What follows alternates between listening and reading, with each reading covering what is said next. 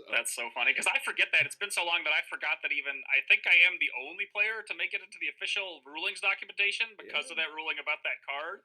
So if you just were looking for players' names and that was like you found the last CRD or whatever, I guess you would find that. But Yeah, it's so cool. Yeah, it's banned now, but if you I'd be interested to see how a match would go with just that card. Like we talk about running tournaments where like everybody can use it, just to see yeah, yeah. how it would Oh, that work. would be that. That is actually funnier if everybody has access to it. I mean, I feel like that's probably just regressive on like non-combat heavy archetypes and stuff like that. But it Yeah. would, and to like just turning off spears just like one after another or something. I don't know. That's pretty. It's an interesting format call for sure. But yeah, I mean, it certainly makes sense that like in an era where everybody can kind of like I'm assuming 90%, 90 to 95% of people are just using proxies or whatever to play or playing Yeah, digitally. Period. That like why would you want that card in the environment? yeah. Yeah, one thing that I'm sure was not a thing back in the day was seeing people with graded stuff like that. Oh yeah, yeah. No, that's Yeah. a new, a brand new development for sure. Yeah, for sure. Because that how, you're invited. Was that a hard card to get back in the day? Like whenever it first came out? Um, Initially, the thing with all those tournament cards is that they all started as hard to get, and then eventually over time they dribbled them out in other ways. So like it was originally for the top 64 of whatever event that was Worlds 2002 or 2003 even I guess because that Yeah. does that have the same template. I'm even again my memory is fuzzy, but that stuff would come out basically like if it was a top 64 card and the year it came out there would be roughly 64 of them, and then in subsequent tournament years they would give them away for like regionals and for other stuff. So they like Ultimate Champion kind of ended up being the big outlier in that they never did give that card away for any other purpose. Whereas Okay. like the first Worlds card, like Champ Drill, that was the card that Ake won in that first World Championship.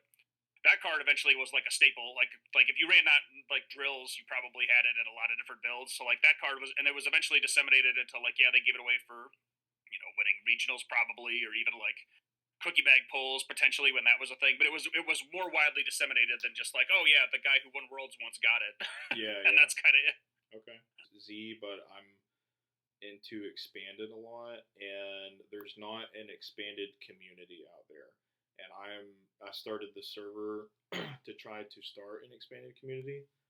Excuse me. And so with the new YouTube channel that we started, I'm pumping out like a lot of content for expanded games, and I was like, well, I'm gonna try to interview this Morabito, and it's kind of funny because I actually like Googled your name, and then I found out that Right. yeah, I found out that you had the CubiCorn Games, and I was like, okay, this Oh is yeah.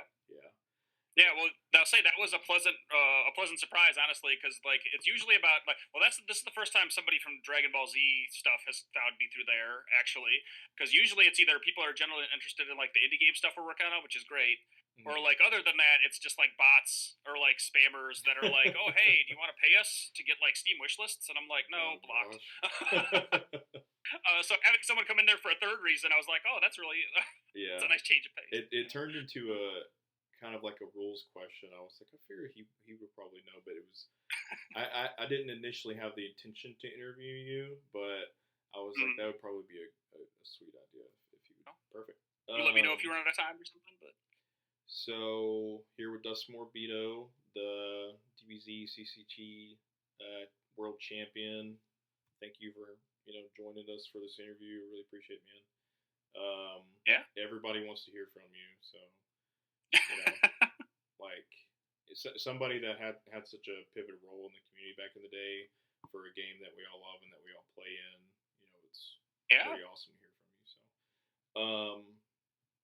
So I'm gonna let you kind of take it away as far as where you grew up, um, what you got you into the game, and what you're doing now.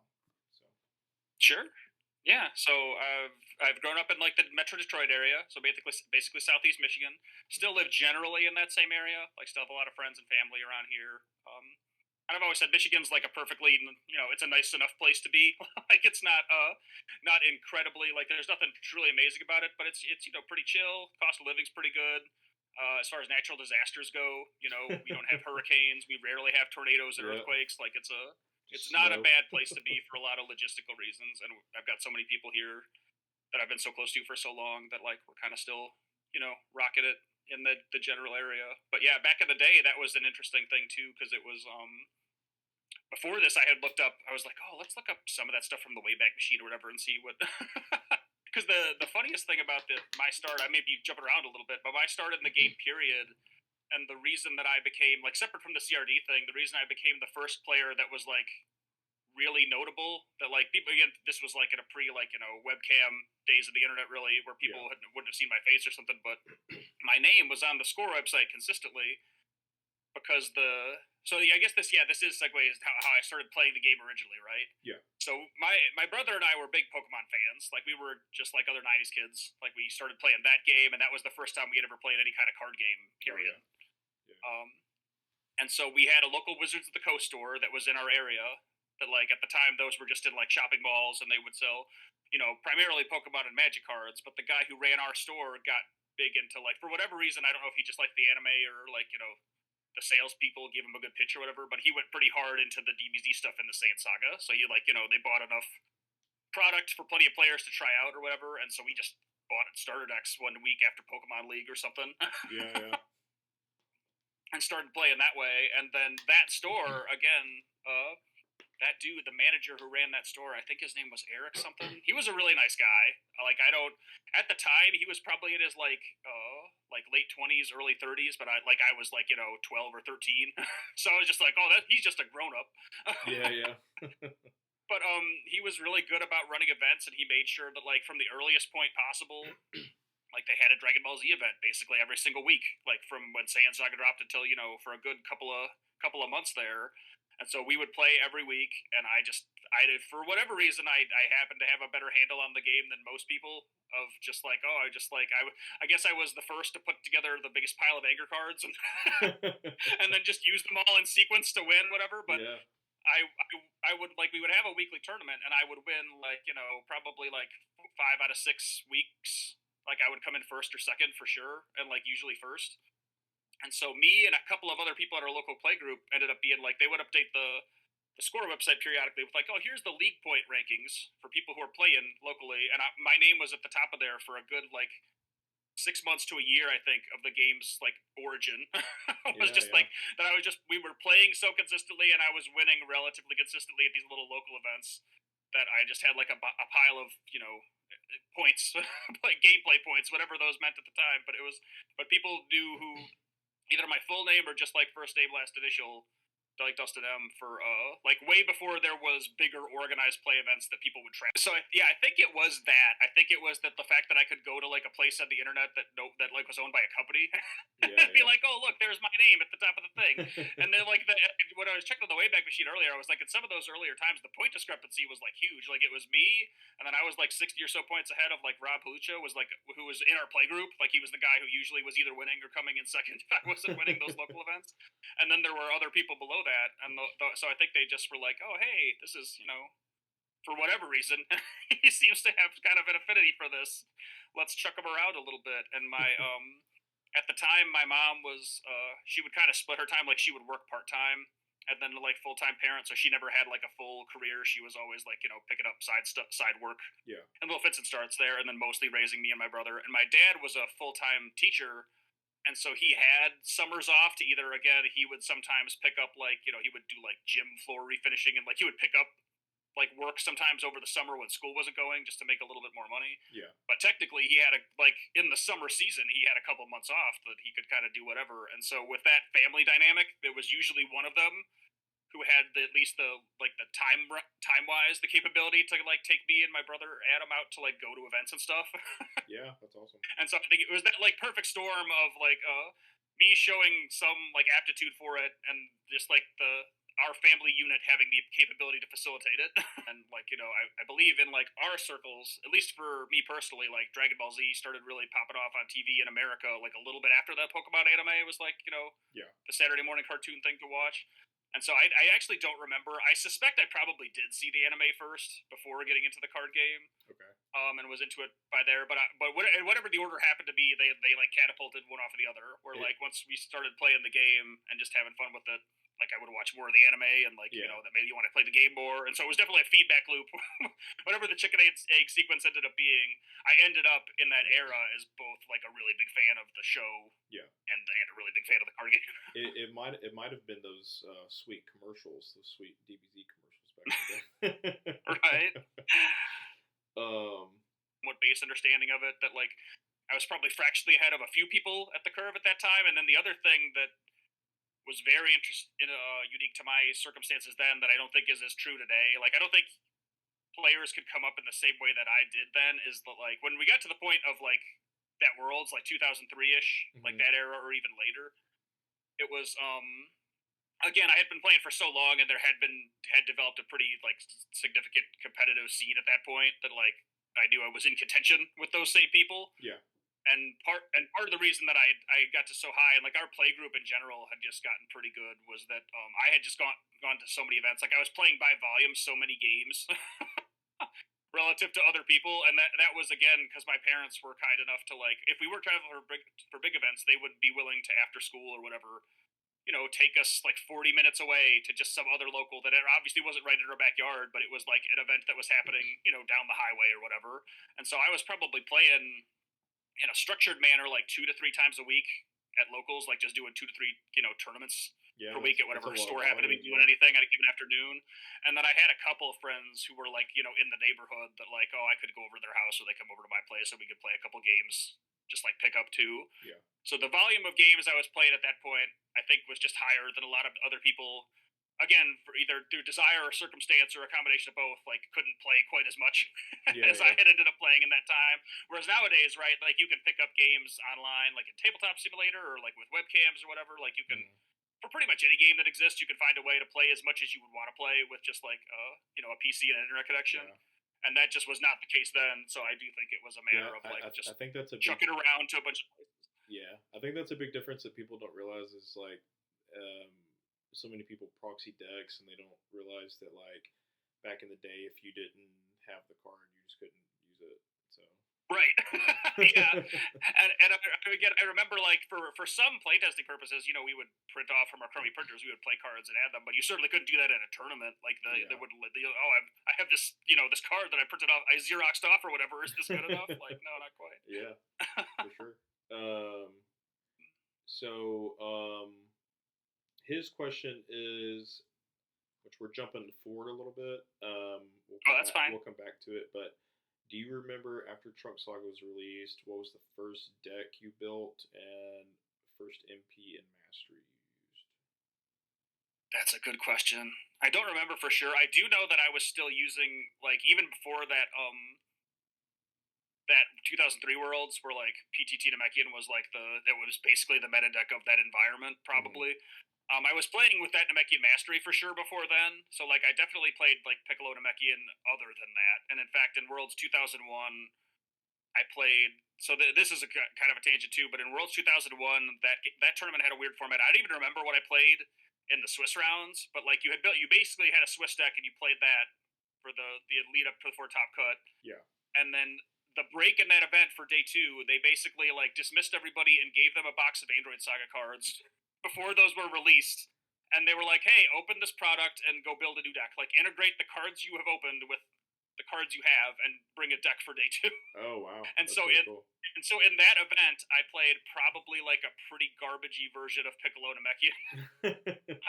And I think I either got just top 16 or top 8. I don't remember if I won around in top cut or not Okay. in there. I definitely didn't make top 4, I don't believe. And that's the tournament that Ake won. So he was the first DBZ world champion. Okay. But that was unlike any of the world's formats after that, for sure. Yes, it seemed like it was a thing where if you won a worlds or something like that, you could you know go get a job with score at some point. Yeah, Um, and part of that was to elaborate on that a little bit. Part of that was due to like the relative ages of the different players, right? Because Ake did go on to have like he might even still work at some version of Panini. That's a good question that I don't actually have the answer to. I mean, he worked there and like he was one of the people who helped shepherd in the Panini version of that game. Like okay. at this point, roughly a decade ago. Yeah. So he had up to that point, as far as I know, an unbroken career at the company that was Score, and then became some version of Panini America, which is kind of wild, right? Because that would have put him like, I think he was probably like 16 to 18 ish when he won that Okay. tournament, Yeah. and I was just like a handful of years younger than that because I'm 38 now. Yeah. Double check. So I think I was like 14 ish at that Okay. event because they had given me offers like a lot of the other playtesters, again, people who were just barely older than me, like went down to Texas and tested for a summer or whatever. And that was one line my parents did, which I'll give them credit. It probably did not make sense to necessarily ship a 16-year-old me down like unsupervised Yeah, I to get live that. somewhere else. But that was a line that my parents were not willing to cross. They were like, "No, we're not going to let our minor son just move all the way across the country to make a card game for Yeah. like a period of time where he'll be unsupervised." Was that But something like that you players were were interested in doing at the time? it was something I would have done if Yeah. they had been like totally cool with it. I think, yeah, Yeah. for sure. That's pretty neat But though. yeah, but so it was, yeah, because I know for sure after Worlds, like the offer was extended. Like after the Worlds that I won, they were like, "Oh, hey, we're bringing in Yeah. a bunch of people to come test." At that point, it would have been Kid Buu stuff, I think, and Mhm. or like maybe early GT stuff. And they were like, "Hey, do you want to come down?" And I did not. It was a thing I wanted to do, and at the same time, I was prepping for stuff like, "Oh, at some point I will graduate high school here and hopefully go to college or get a real job." Right. And so there were a lot of moving parts to all of that, but it was not a thing I ended up doing. But a lot of other people I knew absolutely did, including other people in our play group even went down for Oh wow. Okay. again, who were just like, they were probably like 18, 19, 20, so they were a little bit older than me, Yeah. but they absolutely did do that at that time for sure. Yeah, like even still, like in our play groups that we're in, like trying to decipher certain rules for this card game. Still, it's Right. kind of insane.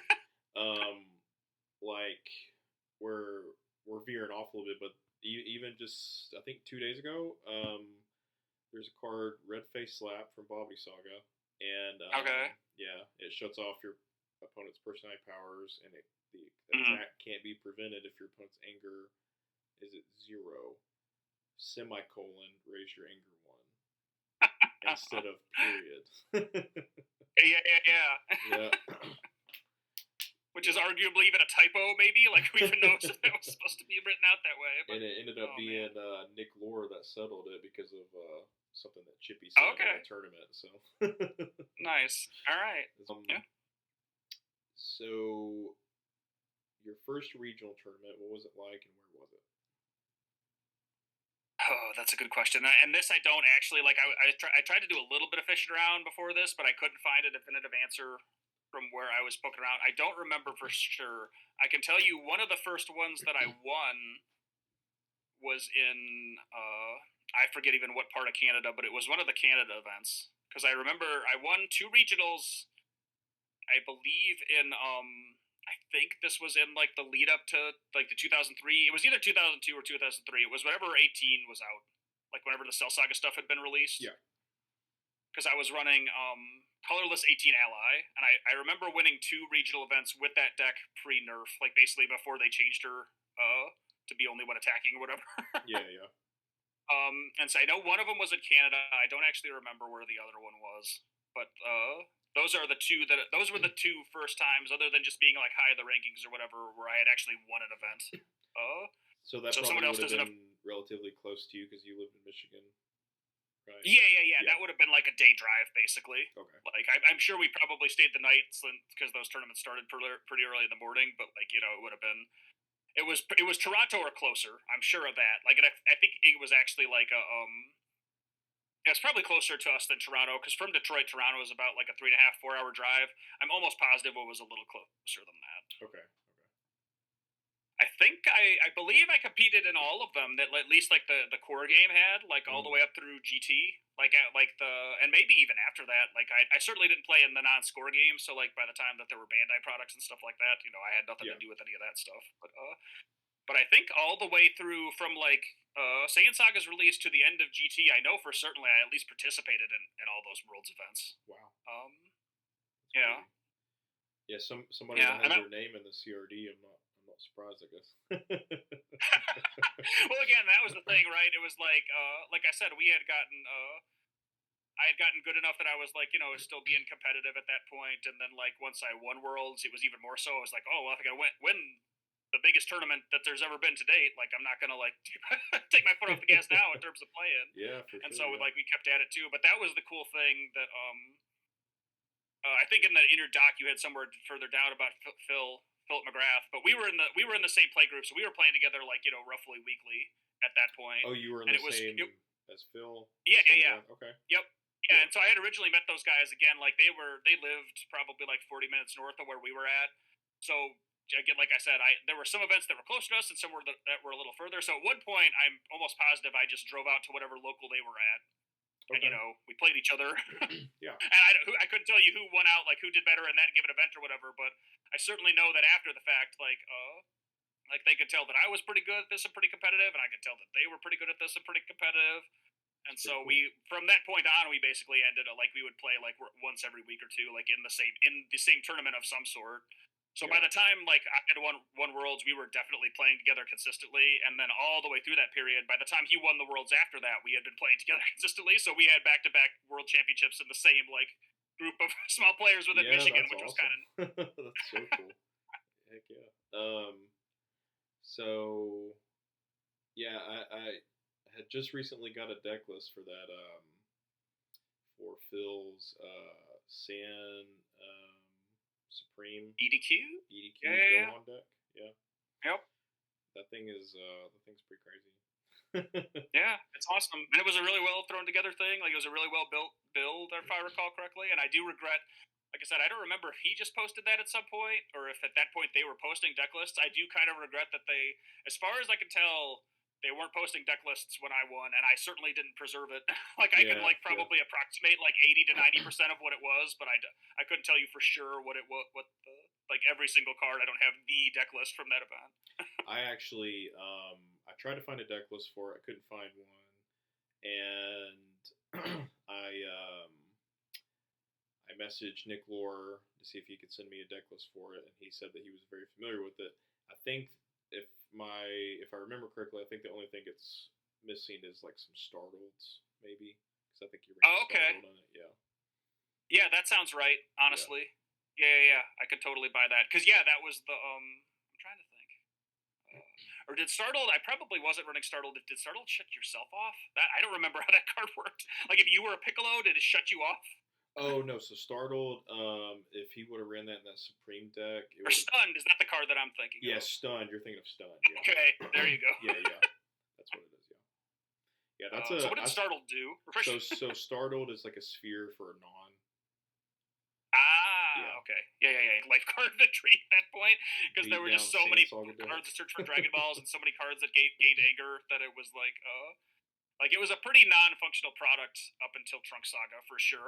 Like it's Yeah. kind of amazing that it like was able again. I think probably a significant amount through like I do think there were people who were well-meaning behind the game who like over time did their best to kind of patch things up, and obviously the show really catapulted it into Mm-hmm. like just prominence from that front. But those first two sets, like Saiyan and Frieza Saga, were really rough. Yeah. the But like I said, my recollection was just running like all the anger cards in a pile basically, and then like the only other thing I would add to that is that like that those starter decks only came with like 1 through 3 personality stacks, and then mhm. all the level fours in Saiyan Saga were like promos for the starter deck characters. So you either had to like buy a video cassette or the right magazine, like you had to buy a copy of Beckett or whatever, and like they would, oh, Raditz level 4 is in here. And so I know that Wow. there was a little micro meta in there for like a couple weeks to a couple months where it was like, oh, you could, if you found the product that had the level 4 in it, you could show up and deny other people like a 1 through 3 personality victory just by putting it in your pile of cards and having it exist. Yeah. It's a different world. Yeah, for sure. That's crazy. I remember whenever we were playing Sandsog whenever I was younger. I believe the rules initially were you play a non-combat and use it when you play it. If I'm not Okay, mistaken. yeah, And running 3 truce cards and yeah, yeah, just right. silly stuff. Yeah, and again, it's very funny to me that like the like declaring a style like Takuiwaza or whatever it was called was like technically a mechanic in Saiyan Saga because it was functionally useless, really. Like it was like you got the extra power up or whatever, but people didn't do it. Like it made more like it made more sense to just run a pile of whatever the best cards were. Yeah. And then so again, finally when Trunk Saga came out, like that stuff kind of all made sense. Like they coalesced it into like, oh yeah, this is why you would run a style is because masteries are very useful. It's been a long time. Memory checking here. Do you remember looking at the Sand Saga rulebook and looking at the scenarios at all? God, not in particular. Again, I know that all the cards were like the cards and the rules were kind of written as more like suggestions than like like hard and fast like this is the exact verbiage the cards should use to describe their function. So I certainly remember that there was kind of like conversational like kind of nature to all of it, but as far as the specifics, no, I don't remember off the top of my John head. and Sandra are playing this. If John, oh yeah, I do remember that. Yeah, exactly. Like it described. Right, absolutely. It was very much like it's very funny. Jack and Jill. Yeah. Okay. Yeah, you're refreshing my memory. It's fun. All right. Let's go into Frieza Saga a little bit. Like organized play events where you would ever travel anywhere. So it was still basically all locals in that era of the game. And from my recollection, it was pretty similar to Saiyan Saga. Like I remember those 2 blue energy attacks getting a lot of use. Like one gives you 2 anger, lowers theirs 1, and the other does the opposite. Oh yeah. Okay. Yeah, those cards were a big part of of things in Frieza Saga that almost everybody included a little bit of into their decks. And then I remember, and similar to Dream Machine Battle, This Too Shall Pass was like the thing.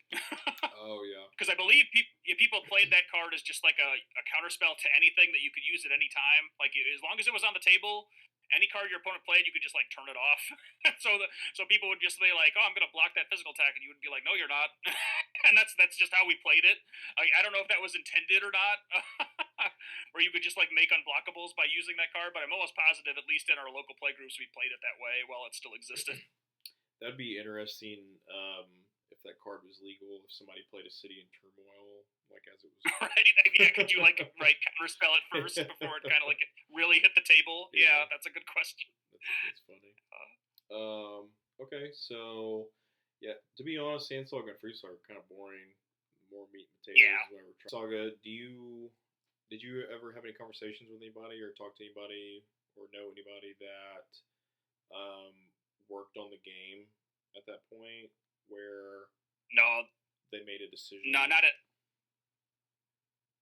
about shifting into like masteries or anything like that?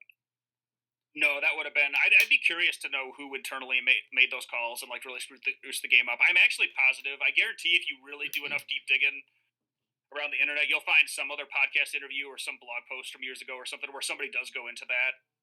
But like off the top of my head, I certainly don't know. But yeah, in that era, I didn't have any contact with people on the creative side, like on the making the game side of the thing. That would have been like sometime after Worlds 2001 for sure would be the first time I would have had any kind of contact with anybody there. And again, this would have been an era before like I wouldn't have had a personal cell phone at this point, and the internet usage was so different. So it's not like it's not like I was going to send them like a Discord DM or something. Like it would have been like they would have recognized who I was. Like I know for sure. I think it was like Nationals. If it was even called Nationals, there was a California event in 2001, I believe.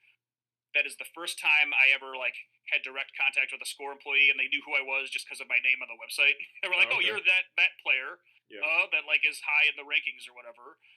And so from that point on, it would basically be like any time I'd go to like one of the bigger events, people at score would know who I was. But yeah, it wasn't like there was never like I was never like foistering my thought. Oh, I think you guys should change this or introduce this mechanic or whatever. Right. No, even later when I knew those guys better, like I would tell like I would complain to Ake or whatever or whoever was around, like oh, I think this card's dumb. I think you should ban it or change it or whatever. Right. But those would have been like little conversations in passing while just otherwise playing the game normally. It wasn't like today where like you could hit somebody up on Twitter and like have a conversation with them like that. Yeah. I don't think so because there's like Chaozu's physical defense, and then it's probably the worst card. One of them was just an Omni block or something. Is that right? Yeah, Goku's plan is an energy attack. Goku's truce is an Omni, I think. Yeah, in the Trunk Saga era, I don't think so. Like, I think if you were tryharding a beatdown deck before then, maybe you used Goku's plan or whatever, like because it was a free energy attack. But like in the Trunks era onward, I doubt it. I certainly don't have like strong memories of seeing any of those cards ever make an appearance in a competitive way. I remember thinking it was so interesting how, me as a little kid just looking at these cards and being like, okay, this is a physical combat, this is an energy combat. Why is this a combat card? Right. Just randomly. Which brings me to my next question is, so upon the release of Trunks Saga and you got that Trunks energy sphere, Mhm. released to you, how big did that change the game? How much did that change it at that time? That's a good question because I want to say it was a little slower than like, oh, this card came out and it's incredibly amazing. Like I Mm-hmm. don't think, again, these are from my rough recollections. I don't think people were either on that. I think it was by the time like the because in Trunk Saga proper, I think that card was more of a novelty than anything. Like, oh, it's a weird that a card does this, and then like people hadn't adopted it into their builds necessarily Okay. in a significant way. But then for sure, by the time that like we were well into Android Saga, it became a thing, and I think that was just like once the once both Confrontation was out and like 18 Stare Down was out, and those cards were like you could swing a whole match by just doing one of those. Like, Mm-hmm. and I'm pretty sure that era is when Sphere became like basically staple tier along with those two cards functionally. It's like, Yeah. oh well, you need to have the answer for when someone does this to you, and there's one card that does that. But originally, I don't think it made that big an impact. Like obviously, you could like Sphere a time or like a handful of other useful cards, but Yeah. I don't think it was really until like the Android Saga meta like started playing out that like, oh yeah, this is a card that everybody should be running probably. Yeah, I can't remember exactly whenever. Let's see, was it during Cell Saga or after Cell Saga that 18 got that errata? It was somewhere in that range. I'm guessing it was well, it had to be after Cell Saga because she was in those starters, but I'm guessing it was before Cell Games probably. Okay, But yeah. even that, I'm not certain of. I don't know. I don't know for sure. That's a good question. Yeah. Then again, doing Being enough due diligence, you could figure out the answer. But being able to run 4 stare downs in a you gained 1 anger at I think, yeah, I believe the worlds that I won. I believe the Piccolo Train Dorado was when entering combat, you choose a personality, and they don't have a power for the rest of the combat, and then it gave you 2 anger when you did that. And oh so wow, basically, okay, people, yeah, and so basically, people like that. The intent of that change was to make it so that you couldn't shut off powers for the whole game, and yeah, functionally, all that it really meant was that everybody ran key push to just like get a free attack from that, and then go back down. Like you'd go up one combat, do his whatever level two, his level two, I think was another big energy that did a bunch of life cards, and then key push, and then just go back down to one and do the whole thing over again. So that was absolutely like the core of like every single person who was running that deck at that tournament was running all those cards to do that. yeah, yeah, yeah. Yeah. Okay. We're gonna put an expansion and have like 1 or 2 MP stacks be like absolutely cracked, and like some of the other ones be much less good, like Android 17, for example. And so Yeah. like there was no question that she was the best MP stack in the set and probably in the game at that at that point in her unchanged state of just like because like this is the thing I've talked to other people about. That's my favorite thing about these versions of the Dragon Ball game of like there is kind of like this like rewarding action, like pokery element to it. Where Mm-hmm. like when I had watched other people play, and I said this during the Panini version of the game too. Like the thing that I would say is the difference between a good player and a great player is like if you pick up a pile of cards and your hand is mediocre and you enter combat. Because you can kind of make your own fate a little bit in Dragon Ball if you're just willing to be like, all right, these cards are fine, let's try it. Yeah, that's true. And Yeah. because whatever my opponent gets, they don't get to choose. I at least know like the 4 mediocre cards that I have at my disposal. So like I'm gonna make them roll the dice and we'll see what happens. So whenever I see people playing a version of this game way too passively, I'm like, no man, you got to get in there. but so Android 18 completely circumvented that. She was like, no, you just get to pick whatever you want every single time, all the Mm. time, and it was like, it was absolutely untenable for the long term to keep that card that way. But I'm not surprised at all that people were like, oh yeah, this is like the best MP stack there ever was, just for this one ability. Yeah, I can see people drawing into like two two stare downs and a black physical focus with allies on the board would be pretty rough. Yeah, and again, that was the one of the reasons I ran that ally deck, right? Is because when you put the allies on the board, you have functionally infinite resources at that point. Of like, oh, I've Mm-hmm. got all these extra attacks, and like some of them block attacks or whatever, and Yeah. and I'm not really punished at all or having a deck that is very like non-combat or ally heavy, because I just I'll look at my 6 and put them in the bottom 3 and draw the rest or whatever. Yeah. So it was yeah, it was an extremely silly MP power to ship in the form that it did, but luckily they eventually swatted it down. This is periodically, but were there any cards that were just really hard to get at the time that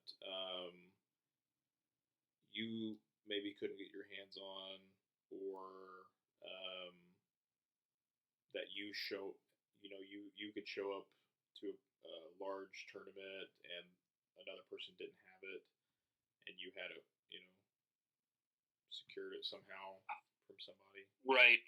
That stuff would have been for sure like the any useful ultra rare at that point, because ultra rare like drop rates were not high. Like I forget if it was one in every 2 or 4 boxes or something. It was like if you getting an ultra rare was a big deal. And so if you like had a playset of like a really useful ultra rare, like in that ally deck, I don't remember.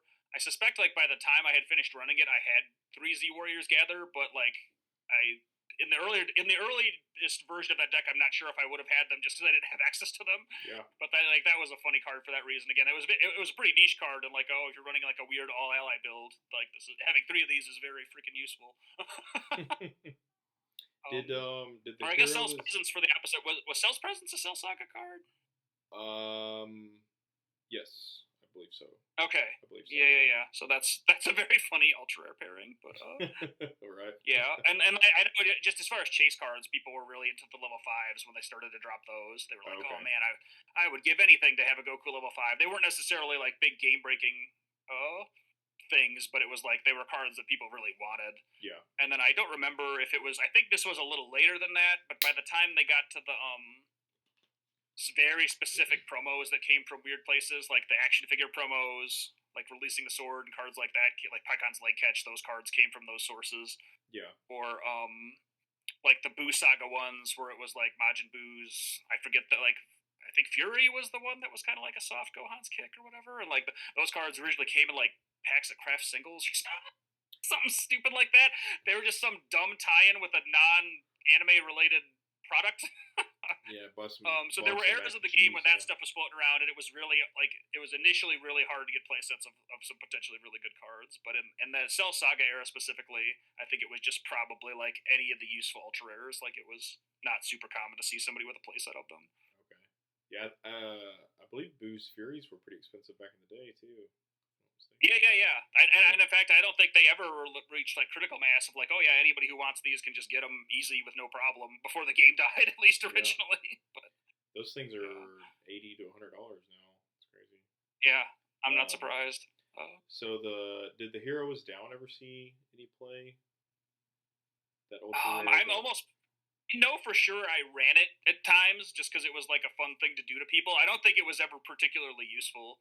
Like Guardian Drill would have been up there again. Like in the Android Saga era, I don't think the stuff that supported it, like similar to Sphere, I think that card was a slow burn. Where like just with the Android Saga card base, I don't think there were enough that made that card like the card that it would end up being by the time it got later in the game. But for sure, by the time we were in like Cell Saga, Cell Games, and onward, like that is a card that like was like, oh man, if you're running like a really heavy drill lineup or whatever, you gotta have Guardian Drills, like for sure. Game is a weird set in general. Like we can kind of bundle those back both together if we're talking about eras of the game.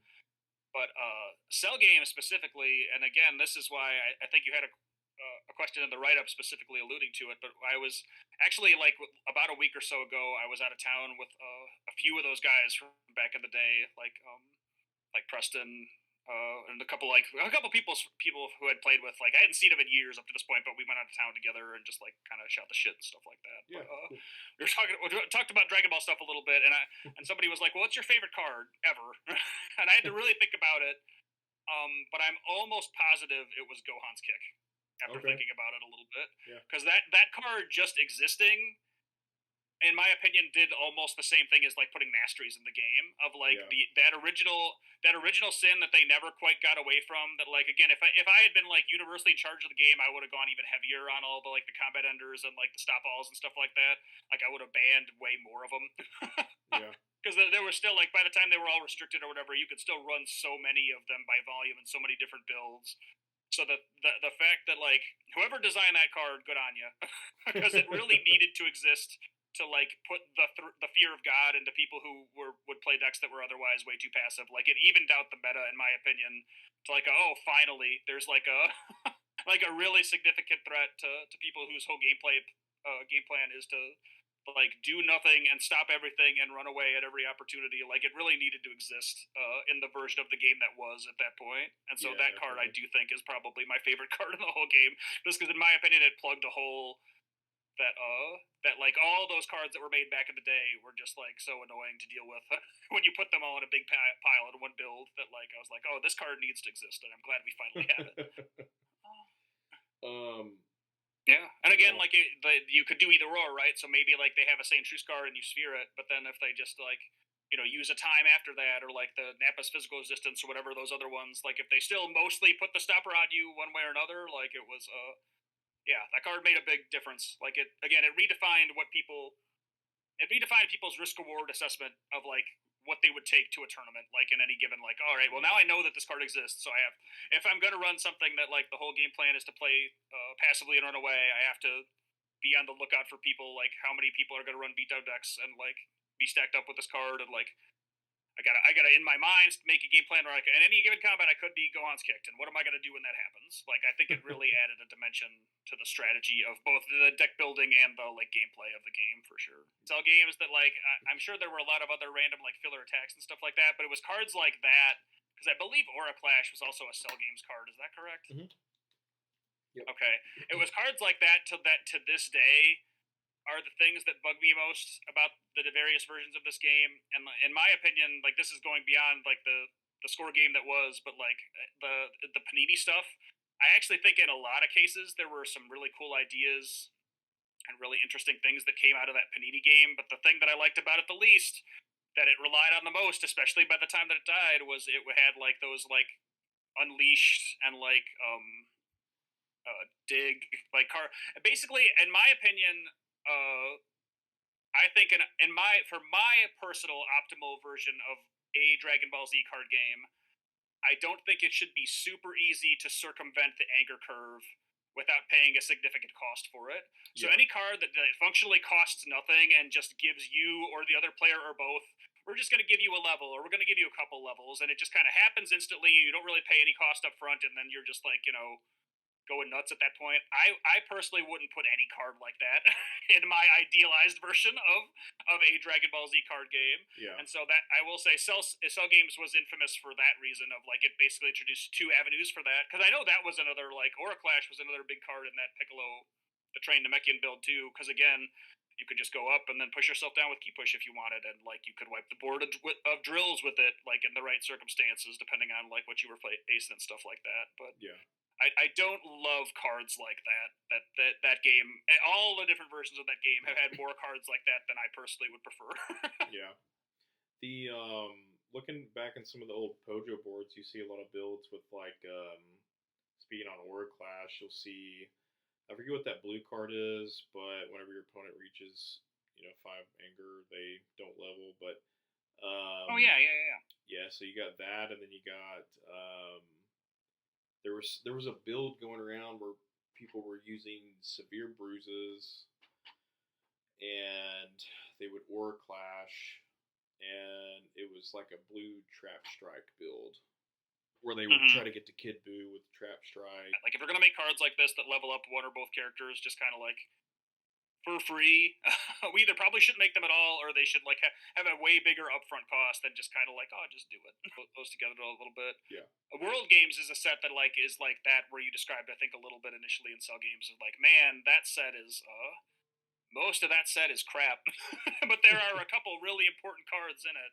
yeah, Like Tapcar being the first one, because again, that was like just like 18. It was like that card as it came out initially. It was like I needed to play one game with that MP stack to be like this is not okay. This is not gonna fly. yeah, So like how that got out in that form originally, like that will forever remain a mystery to me. But so there's that element to it. But then like we had like the side deck stuff in that set. That was probably the next biggest thing that came out of it, I mm, think. And then again, that set was like rife from my, if memory serves, from just like junky filler. And and this was true of all the starter sets to some point. We're just like, oh, it's a physical attack that raises your anger, or whatever. Like there were so many just filler junk random cards Yeah. in that set, from my recollection, that were like, oh, these are all like 60% of this set is completely worthless, and then there's some other stuff to check out. There's quite a few Cosmic Backlash that you got to see. Oh, I'm pretty sure because the biggest thing, like that card is kind of a problem regardless, but the biggest thing that made it even more of a problem was that you could splash it into decks that weren't even trying to set it up. Because like some people would run like a pure backlash build, which is like, I'm running that Krillin card that shuts off some physical combats or whatever. Like you would run cards to try to like take people's outs away before you backlash them, and like get into a combat and potentially like set them up for like an unblockable essentially. And so that's kind of one element to it. But the other part is that like if you happen to choose to run a freestyle, like a non-style thing, like if you just want to run like a non-style ball deck, or in the worlds that I won, the one game I remember the most, like I remember very little details about all the games I played, but the one that I remember the most is playing Matlow, and I think it was either top 16 or top 8, because he was running Freestyle Ally, and the only thing that was on my mind that entire match was like, I'm gonna keep an energy block in my hand and a physical block on the bottom of my discard, or vice versa, because I'm just trying to not get random backlashed. Like my only goal in every interaction in this entire game is to just not get random backlashed, because that was the thing you could do. Like he wasn't running a backlash deck, but if you ran a freestyle deck anyway, you can just plop them in there, and like if things are dire enough, or you just are kind of feeling it, you could just like call off and do it to somebody and maybe win. Yeah, that's crazy. Yeah, Matt Lowe, that guy is all over Pojo, the old Pojo stuff. Yeah, I was saying, to this day, I think maybe he's even poking around still a little bit. Good for him. But, yeah, but like I said, that match ended up, I think, for stress related reasons, being the most memorable to me. I was just like, "What you get? Is it like a referendum on him or people who played it at the time?" It was just the design of the card that it encouraged that. There's like, because why wouldn't you, right? Like if I could run a stack of cards that conform to my game plan, and 3 other cards that just might make me win automatically if things get like too rough, or like if my opponent isn't careful enough about managing their own situation, like absolutely you're gonna do it. That would have been perfect in that 18 ally build you had, huh? Right, exactly. Yeah. I would if the card had existed in the era when I was running that deck, I absolutely would have been running many backlashes just for the just on the off chance, right? The whole win con is just if you don't have a block. Yeah, 100%. Like you happen to play all your cards, huh? You have no cards in your hand. Interesting. Let's take a shot. Let's take a swing and see what. So, how big of a problem was Dragon's Victory and Cut Off Guard Drill whenever it first came out? That you can remember? That's a good question. See, Cut Off Guard Drill, I think, is like too weird a card to have been like that card, in my opinion, was never like a meta defining problem. Like it's another card that I don't think I would, again, in like my personalized, like, oh, what things are we not going to put in my ideal version of a Dragon Ball game? I don't think I'd make a card like Cut Off Guard Drill, because it's like a permanent information card. Like you say what it is, right, and then like this was an era before people were consistently writing stuff down, like making notes in the way that people do in Magic, where they'll basically make a note every time someone does anything. And so, like, for those reasons, could be easy to get caught up on, like, oh, you named this, not that. Yeah. That kind of thing. So, like, it creates kind of like clunky logistical problems from that front. But as far as like being a wide problem card, I would say that it was lower on that list than things like Backlash and stuff for sure. Like it was a very useful card, obviously. Yeah. Especially for like a heroes only thing. That card was heroes only, right? Yeah, it was. Yeah. Yeah, so you couldn't run it in villain decks. Okay. Yeah. But yeah, because and I very rarely ran decks that would have run it, because I was very rarely running like super non-combat heavy builds of anything. Yeah. So that would have been more in the like McGrath and those type players, like more the people who are more likely to run control ran the crap out of Card Drill. Yeah, so you typically wouldn't have ran it much if you, let's say your Piccolo the Train deck, because I think the popular build for that at the time was to run 14. Yes. 14, right? Yeah, the Worlds build. Yeah, the Worlds build that I run, everybody was running South Kai, I think. Whichever one searched for an ally, whichever sensei. Yeah, South Kai. Yeah. And then 14, because again, that was like a thing that and that was another. That was actually like if you want to really get into the super nitty gritty, like the minor changes that I made to my build that most people weren't doing.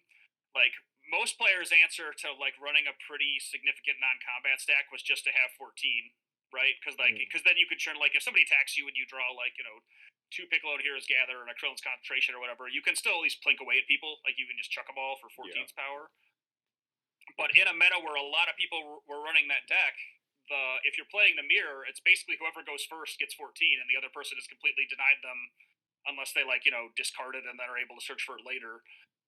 And so that was another one of my hedges of like, oh well, if a lot of people are going to be running this build, then I want to be in a better place if I can't have my 14 in play.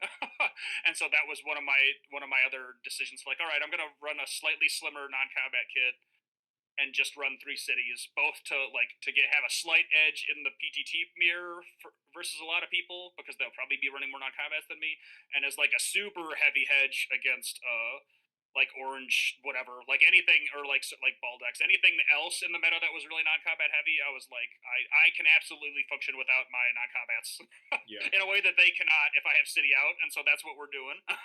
So after Piccolo the Train had received that errata, was there a lot of so before errata, basically he was in play and it just shut off your opponent's personality powers.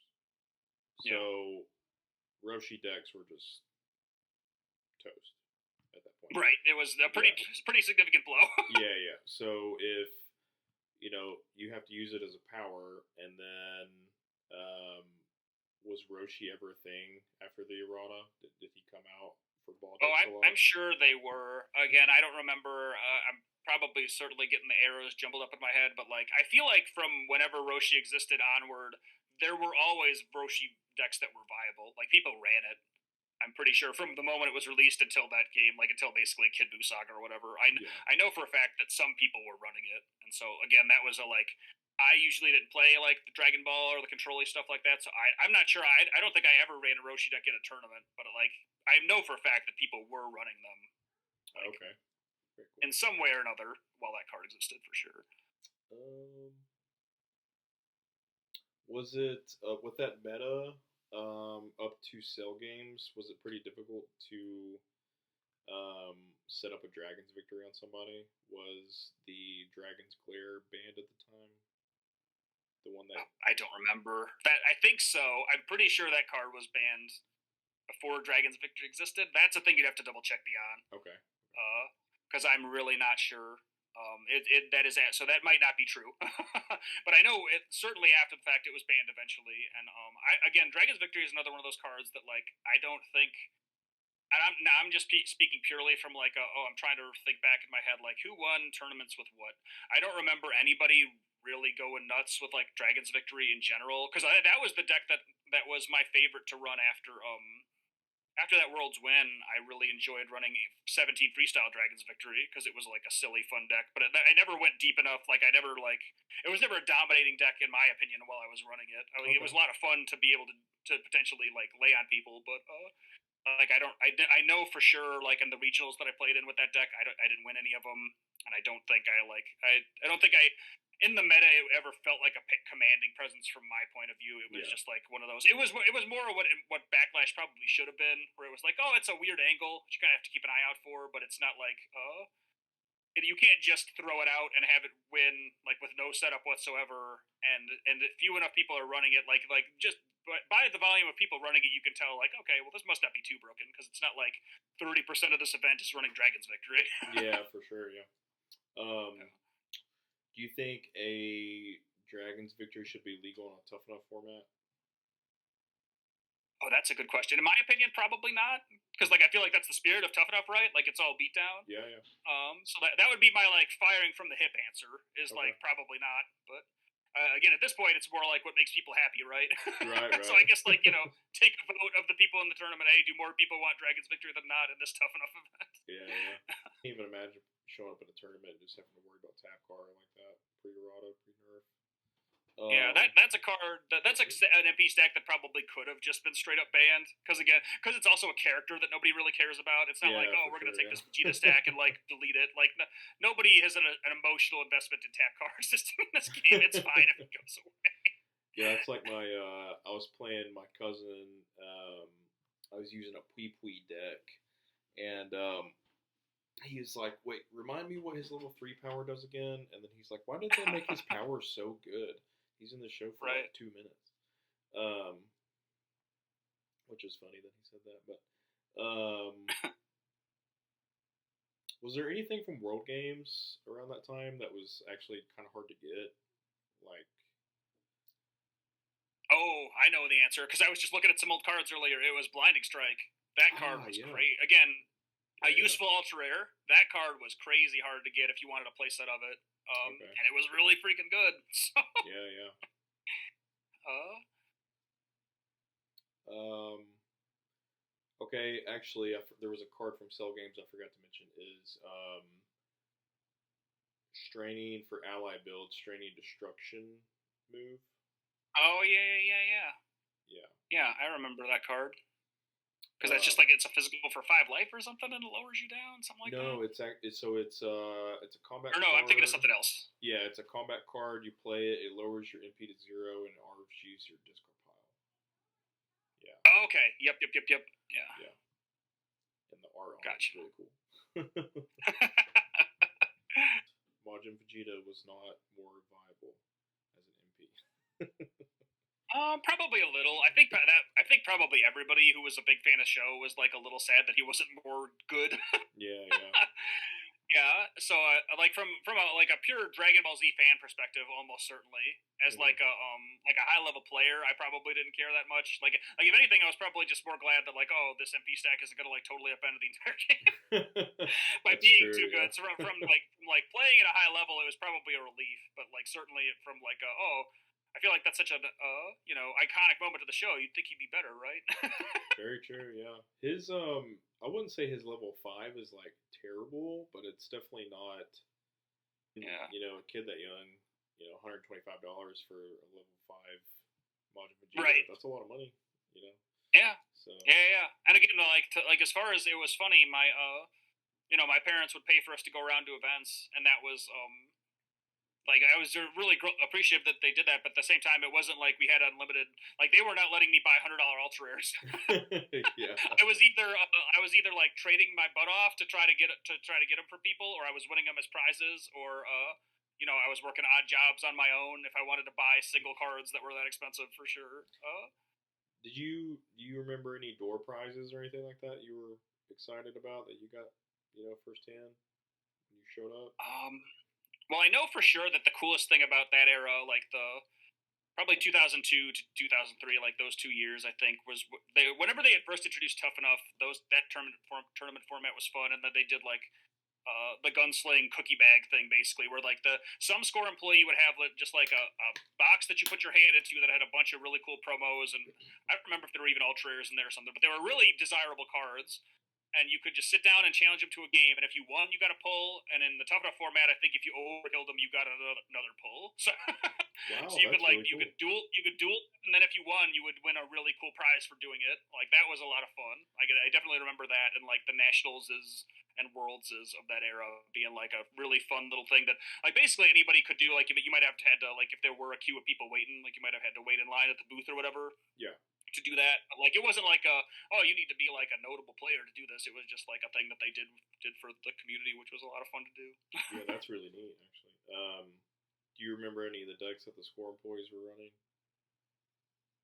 I do not. I'm Yeah. sure that they were like probably like meta adjacent. Like I think the idea would have been that like we're gonna run decks that are pretty good, but like we might run like a slightly less desirable MP or just like some weirder cards. Like they kind of I feel like in a lot of cases they intentionally made like side grades just for the sake of like diversity. It's like, oh, I'm gonna run Yeah. like a really good Android 17 deck or whatever. Like all the cards in it are pretty good, but he's maybe not the best MP to run.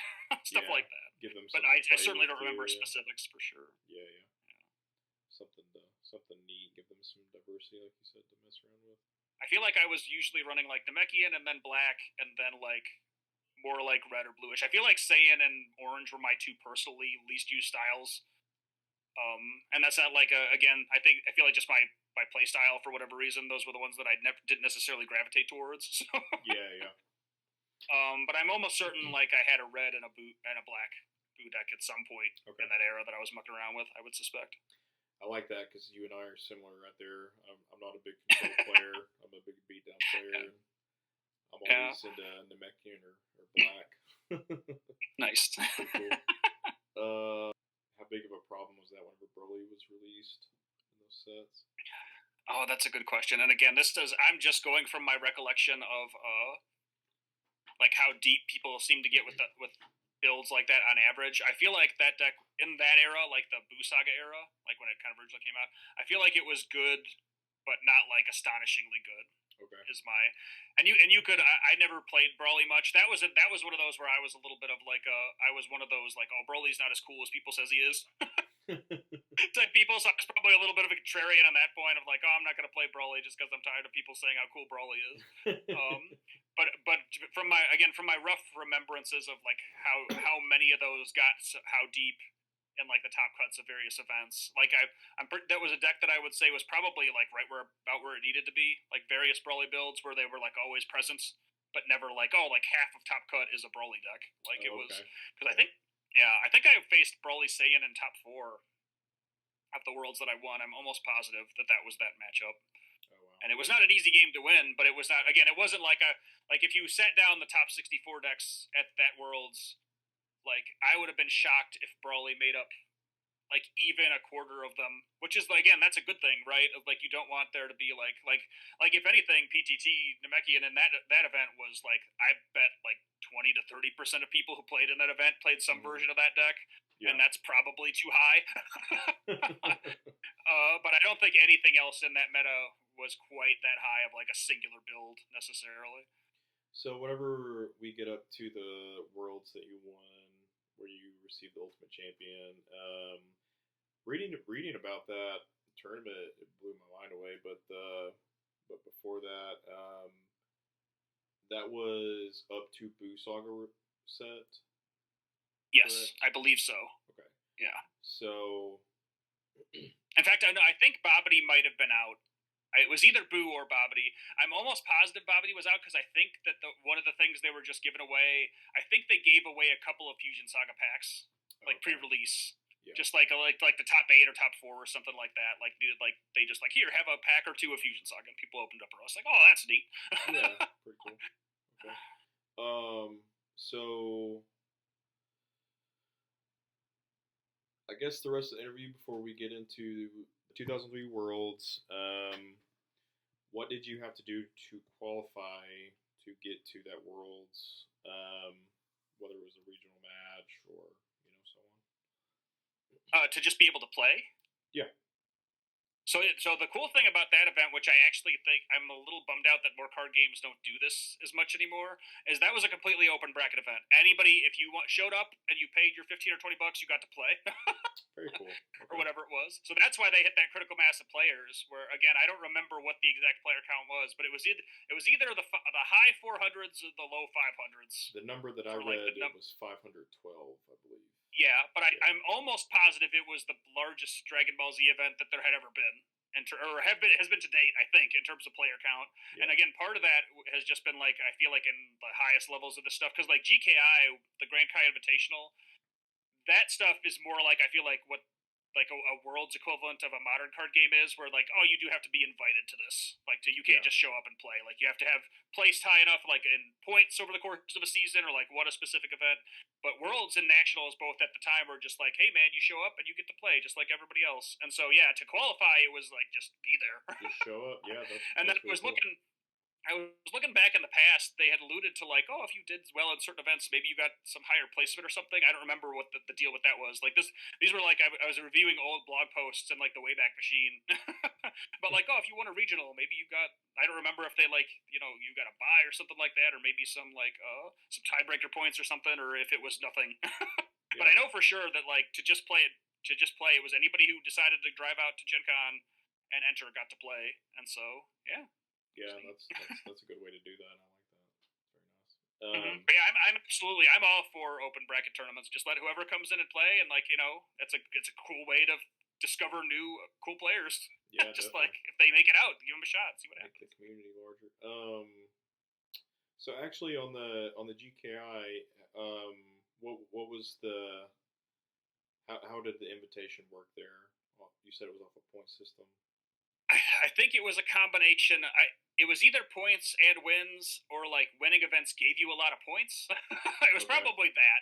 It was Yeah. probably that like you had to reach a certain point threshold of like getting like high placements at events, and that by winning, say like a regional or getting like top four at Worlds, you got like so many points that it was functionally an invite. I Okay. think that is how it worked, but it was definitely like if you do well in events over the course of a season, you will get invited to GKI. And then for that first one, that was the most probably impressive event they ever did in terms of like a high level thing, because I know that my brother and I had enough points collectively that we basically got like 4 flights paid for, and we got like Wow. 2 hotel rooms for the whole weekend, because that was like if you qualified to a certain degree, they would give you a flight for you and a +1 to come down, and like a hotel for the event. And so my brother and I both cleared that threshold, so we basically ended up with 2 hotels and like 4 flights total. So it was me and him, and both of my parents came down for that weekend and played in that event. Yeah, that's Post awesome. Worlds. So it was I remember it being a ton of freaking fun.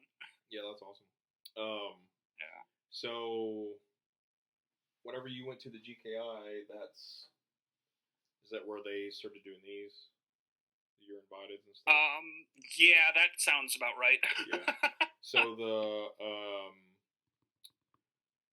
were those things like door prizes or how did that work? um, That's a good question. I know they weren't like door prizes. I know anything that like that would have been either for like just getting invited, like just being able to come at all, or like a certain top cut placement. They weren't like things that they raffled off necessarily or whatever. Okay. Like yeah. At this point, you'd like. I'm sure there are other people who remember the pricing structure better than I do. I do know that the boxes they gave away, because like for that first GKI, they basically gave everybody like a gigantic long box. Um, that was filled with like functionally play sets of like all those, like the reprint promos that have like the GKI alt foil or Yeah. whatever. So they gave everybody who qualified a big old box that had like basically a play set of every single one of those cards. Wow, that's crazy. And so that was the big prize for that event. Like if you just got invited, which was like, oh, you got all these cards, you can do whatever you want with them. You can keep them or sell them or whatever. And I know most people, me included, like over the course of like either that event or like the following months or years, just kind of ended up selling them off piece by piece to either just like get money to do other stuff or like get money to travel to other events or whatever. But Yeah. like that was like the big prize for getting invited. Period, was that you got this huge box of like pretty valuable, desirable promo cards, basically. Did you like the GKI foil more or less than any of the other ones or I like it. I don't love it. I think it's probably like right in the middle for me. Like I definitely preferred the Android Saga one to yeah, like if you look at the alt foil stare down versus the Android Saga stare down, like I'll totally take the original. yeah, But I don't yeah. think they look bad. I just think that some of the other foil patterns looked a little better. Yeah, that in the world games I'd rather have a regular foil blinding strike than a GKI myself. For Yeah, for sure. sure. Um, Yep. yeah, that's the GKIs are kind of like the new thing now. Like everybody wants those over the originals, which is Oh, that's funny. pretty, Yeah, pretty that's funny. interesting. And I wonder if it's just like people do like the art more, if they're a little more rare. Because I couldn't. That's an interesting question. It's I guess it's pretty impossible to answer. Like, which are there more of still in existence at this point? Like, Yeah, which yeah, cards got thrown away less? Because if anything, I would assume that there are probably more of those GKI foils in circulation than like where there's hope, for example. Like, how many of the original ones of those still exist? Probably not a lot. yeah. That's a good point. but Yeah, but I suspect there's a like a moderate amount of the GKI ones. So who knows? yeah. I mean the price difference in let's say like a regular foil first edition Android 18 stare down versus a GKI one is pretty. I mean, there's a big difference there as far as pricing goes, and the availability as well, like of stare downs in general, are pretty low, even Yeah. for Okay, non I could foil believe that. ones. Yeah, even for Yeah. non Well, foil ones. Yeah, sorry, go ahead. yeah, actually, no. This reminds me. I'm remembering stuff now as we're Yeah, talking. So one of the other bigger prizes for winning things like regionals and beyond was that, and this is one of the reasons why so many of those cards existed, because they needed to print more of them. Period. Is they gave you a foil version of your deck for winning a regional. So that was again, that was probably the biggest prize. That was probably a bigger prize than like I think you got $250 for winning a regional. But if you got a foil copy of your deck, I was like, oh, well, I got another play set of Z Warriors Gathers or whatever it was for that Oh Android wow, deck, yeah. for example, for that Ally deck. And so they did that, I think, in like the 2002-2003 era, and then at some point, like as the reserves depleted, like they just started running out of stuff, of inventory of cards to give to people. They just kind of like quietly phased it out. I think I But in the era when they remember were doing that, that was a big deal. lanes, and was there anything else that you would get when you showed up? We got like this cool like over the shoulder bag thing, and I forget a couple other little tchotchkes, like things like that, which were nice. They had a really nice dinner for everybody, which was also cool. Where like I forget, I think it was the Rangers or something like that. Whatever Dallas baseball team there was at the time, Yeah. they had rented out like the box office or whatever, the like the high profile seating in that arena, just to give people a really nice dinner location. Like it wasn't during a baseball game; they just rented it out separately. But I remember that being a thing, which was kind of That funny. sounds pretty legit, man. That sounds cool.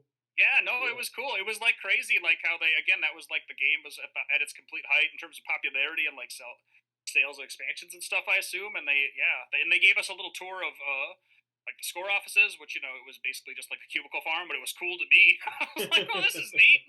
Sure, why not? I'm here. Let's check it out. what let's see. What did the It was literally just cubicles. Was there anything that stuck out at the offices or anything? Not really, and because that was more of a like, so that dinner thing was like official. I feel like the office tour thing might have been like a more off the record, like, Oh, okay. Ake Yeah. or whoever was like, hey, you want to come down and Yeah, like yeah. just see the office or whatever. So I think that might have been more in that realm of like, oh yeah, we're here, and like we have the opportunity to do this like for an hour. Sure, let's go do it. Yeah. There was tournaments and stuff where Mhm. they would enter tournaments and win. I have no idea because I never went to Oh, one of see, the tournaments. that's the interesting thing where I can absolutely see people having that, because anybody who was contract, so anybody who was doing the thing that they offered me to do, where you would go down and play test for a couple of months or whatever, Yeah. all those people were like, there were very little restrictions, if any, on on entering events after that. Like I Mm-hmm. don't remember if there was like it has to be like a couple of weeks or months or something after time I went by or not. But I know for a fact that all the people who I knew who were on that, like they weren't full time score employees, they were just contracted to do like a couple months of playtesting or whatever. They all got a bunch of product for doing that, and then were able to enter events. And so I absolutely, again, in like with today, with like the even higher amount of internet exposure today, I suspect people would have been even more upset about it Yeah, in like yeah. a general sense. But like at the time, I do remember like rumblings, like people being like, not super stoked about it, and I definitely think there probably should have been a stricter, like, oh, if you're gonna do this, there needs to be more of a much more definitive cutoff, or like it has to be a certain amount of time, or like whatever, for these people just being able to go back in and play at events just like any other old player. But Yeah, I agree. yeah, I definitely do remember that being a thing, Yeah. for sure. Yeah, being able to figure out the meta and play test Yeah, right. everything. You Yeah. certainly had more experience than anybody else who's just getting it off the street. And again, you got access to a lot of chase cards that, like, if you were a fresh player, like if you started playing the game, in like World Games or something, and then like you have not had the chance to build up a collection that contains like all the best cards from Android and Cell Saga and all that stuff.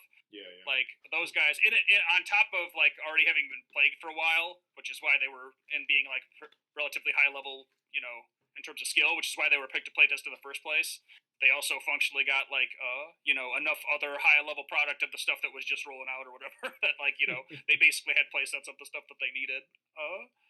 So it was yeah, I don't remember the details of that as much, but I do definitely remember the rumblings of like people were complaining about that stuff, and like I said, probably for good reason. There probably should have been a harder line there at some point. Yeah, yeah, yeah. I agree. Yeah. So I saw it. I believe it said there was 512 people, something like that. Okay, so I very much could believe that number. Sure. Yeah, that's a lot of people, man. That's a lot of It people. was a crazy big event. It might have been the largest event that had ever been at Gen Con at that time. Like that's another thing that like somebody else would have to do way more due diligence to figure out, but it was an astronomical volume of players. It was crazy. Yeah.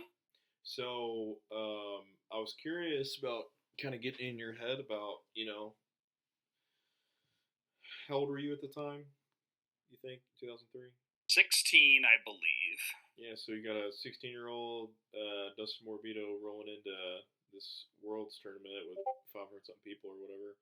Um, how did you feel like you were gonna do? Like you had already excelled as a player, but did you first foresee yourself actually winning that? And you show up, and did I'm sure they made it available. They were like, hey, this is what it is. You get this Ultimate Champion and a check for $5,000. Like, Yeah. I mean, I definitely knew I had a chance to win it, and mhm, that would have made me again no different than there were at least a few, dozens to 100, like probably like 1 or 200 players who were like playing at that same level of like they were clearly playing a ton and testing a ton, and so I think I was this in the same mindset as any of those guys where if you had like top cut at like a bunch of events before this or won an event or two before this, like you were definitely like in your own head in contention. yeah, yeah, And almost certainly all those guys were too. So I was absolutely in that mindset of like I'm going to try to win this tournament for yeah, sure. definitely. And then the thing that led up to me, because again I had used, and I believe that before that I had either won or come in second. I think I might have won that event. I was running Namekian PyCon. It kind of just to like to prove a point, if nothing else. Wow. Like it just some random regional, like or some other smaller, like it was a major event, but it was smaller than like nationals or worlds. And I either got first or second, and I think I won that event, but I have to go back and double check. But and I was mostly doing that just to like again to that like light little bit of like a contrarian streak of like, oh, if everybody else is gonna run Piccolo, I'm just gonna run PyCon just to do it. And see if I can win anyway. And I Yeah. did end up winning there, but it also was a less good build of that deck. Like it definitely like if you had an optimal build of that versus an optimal build of PTT, it Hmm. wasn't quite as good. And so coming into Worlds, I wasn't 100% sure what I was going to run, but I had been playing a decent amount of Namekian anyway. And then they had I don't remember if this was on the schedule or more of a like they threw it together at the last minute kind of thing, but they had a really big tough enough tournament before Worlds. Like they had just like, all right, we're gonna run a tournament, and that was huge too. Like at least 100 something people played in that Yeah. because a lot of people were there already anyway. But I was like in like truly deciding what I was gonna run for that deck in that tough enough tournament. I basically ran like 90 to 95% of the PTT build that I ended up running in the main event. I was like, well, I'm gonna try this out with basically again the changes I already described of like we're gonna run a little later non-combats, we're gonna run cities. You're gonna run like Cell's presence in the side deck just to like Mm. have a bullet against allies for the handful of people who might be running that, like stuff like that. And so I ran that in the tough enough, and it did really well. And I was like, well, that's enough. I'm already familiar with Namekian anyway, and this already went really well, and I'm happy with the changes that I've made relative to what other people are running in their builds. Like, so let's just let it ride, and then it worked out. Yeah, that's awesome. Um, what were more of the non-combats that people were running that made you decide to run City? Well, I know for a fact that, and again, this might have been like I might have run a few fewer copies of things because I know, like Krillin's Concentration and Piccolo Heroes Gather. Like, I don't remember. My instinct is that I might have run 2 and 2 of each of those, Mm. and like, or maybe 2 and 3. I don't remember about the Piccolo named one, but I know other people were probably like more packed to the gills with like a playset of each. Yeah. Like that is an example, and then like otherwise, I'd have to really, really rack my brain to think. But that's the one that stands out the most. I was like, all right, well, I can run a little lighter on that package.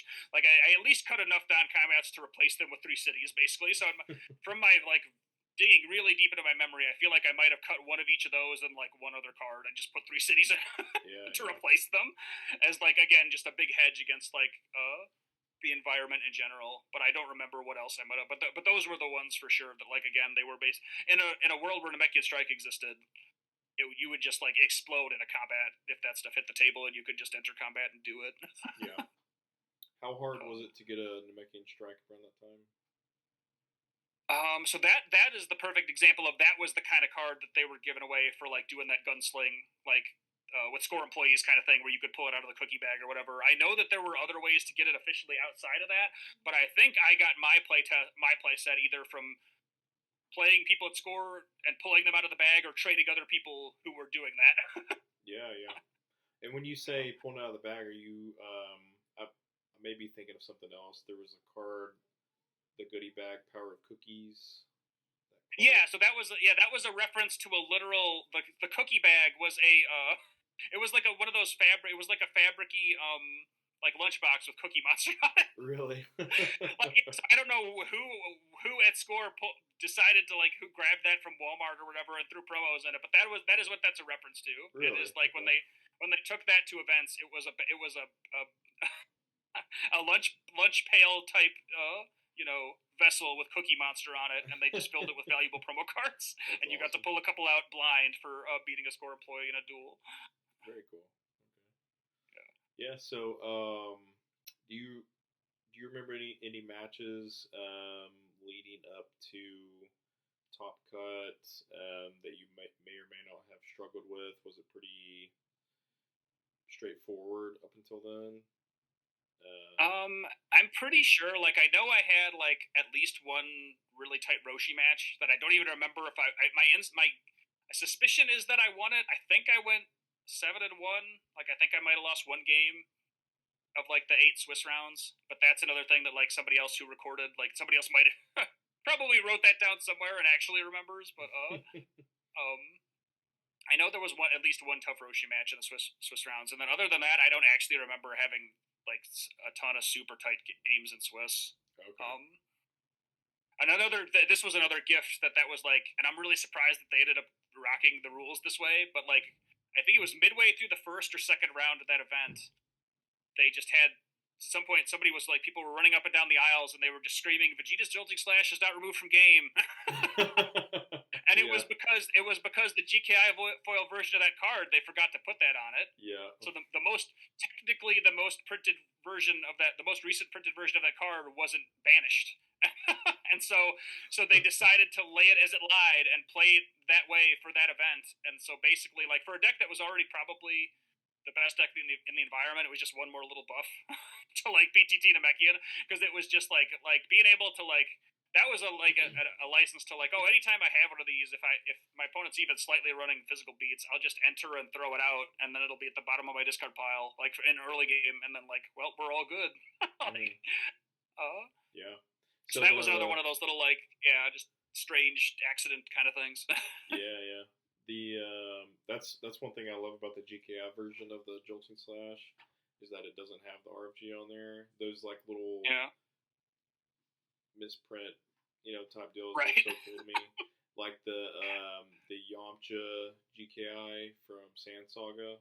They misspelled Mhm. energy and it says Inigi. Yes, Yeah. yes, yeah. I know for a fact that like at some point somebody successfully litigated that it's just an unblockable attack because there are no any attacks or any blocks rather, and so Yeah.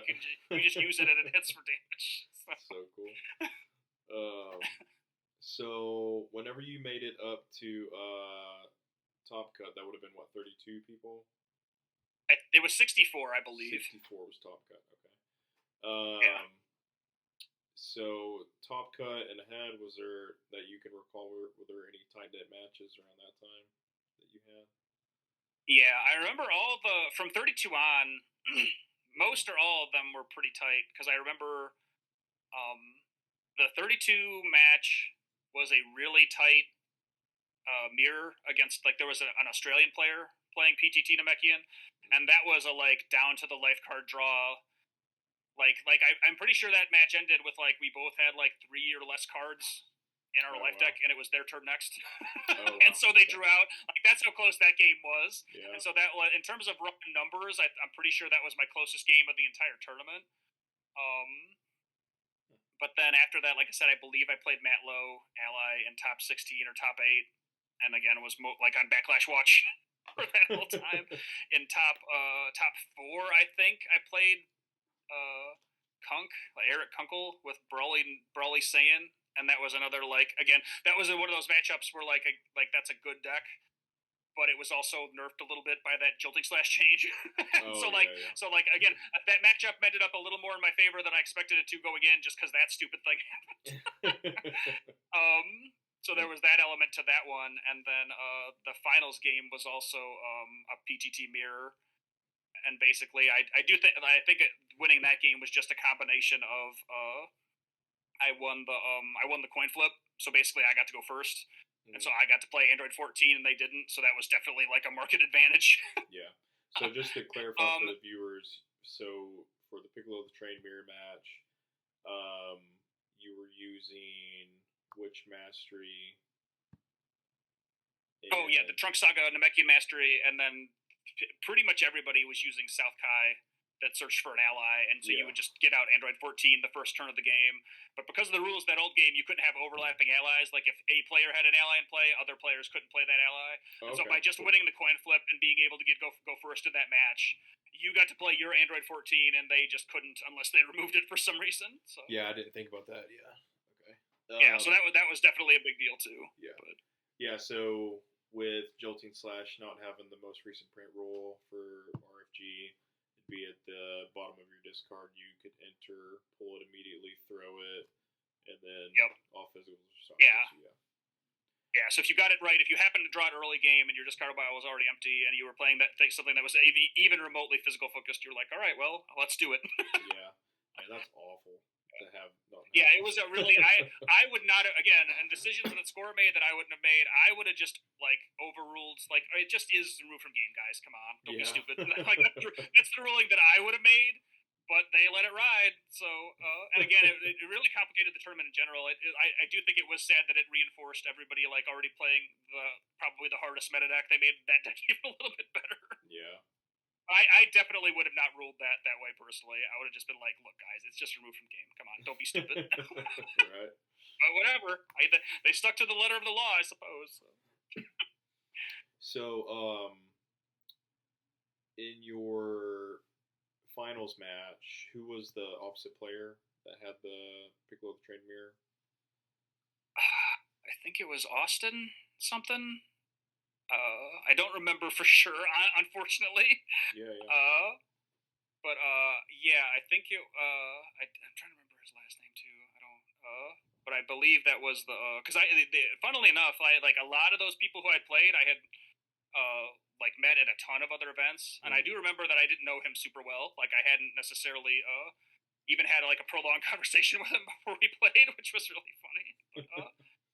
Um, but like I said, I remember them being like pretty good games, but not like the. Again, I don't think.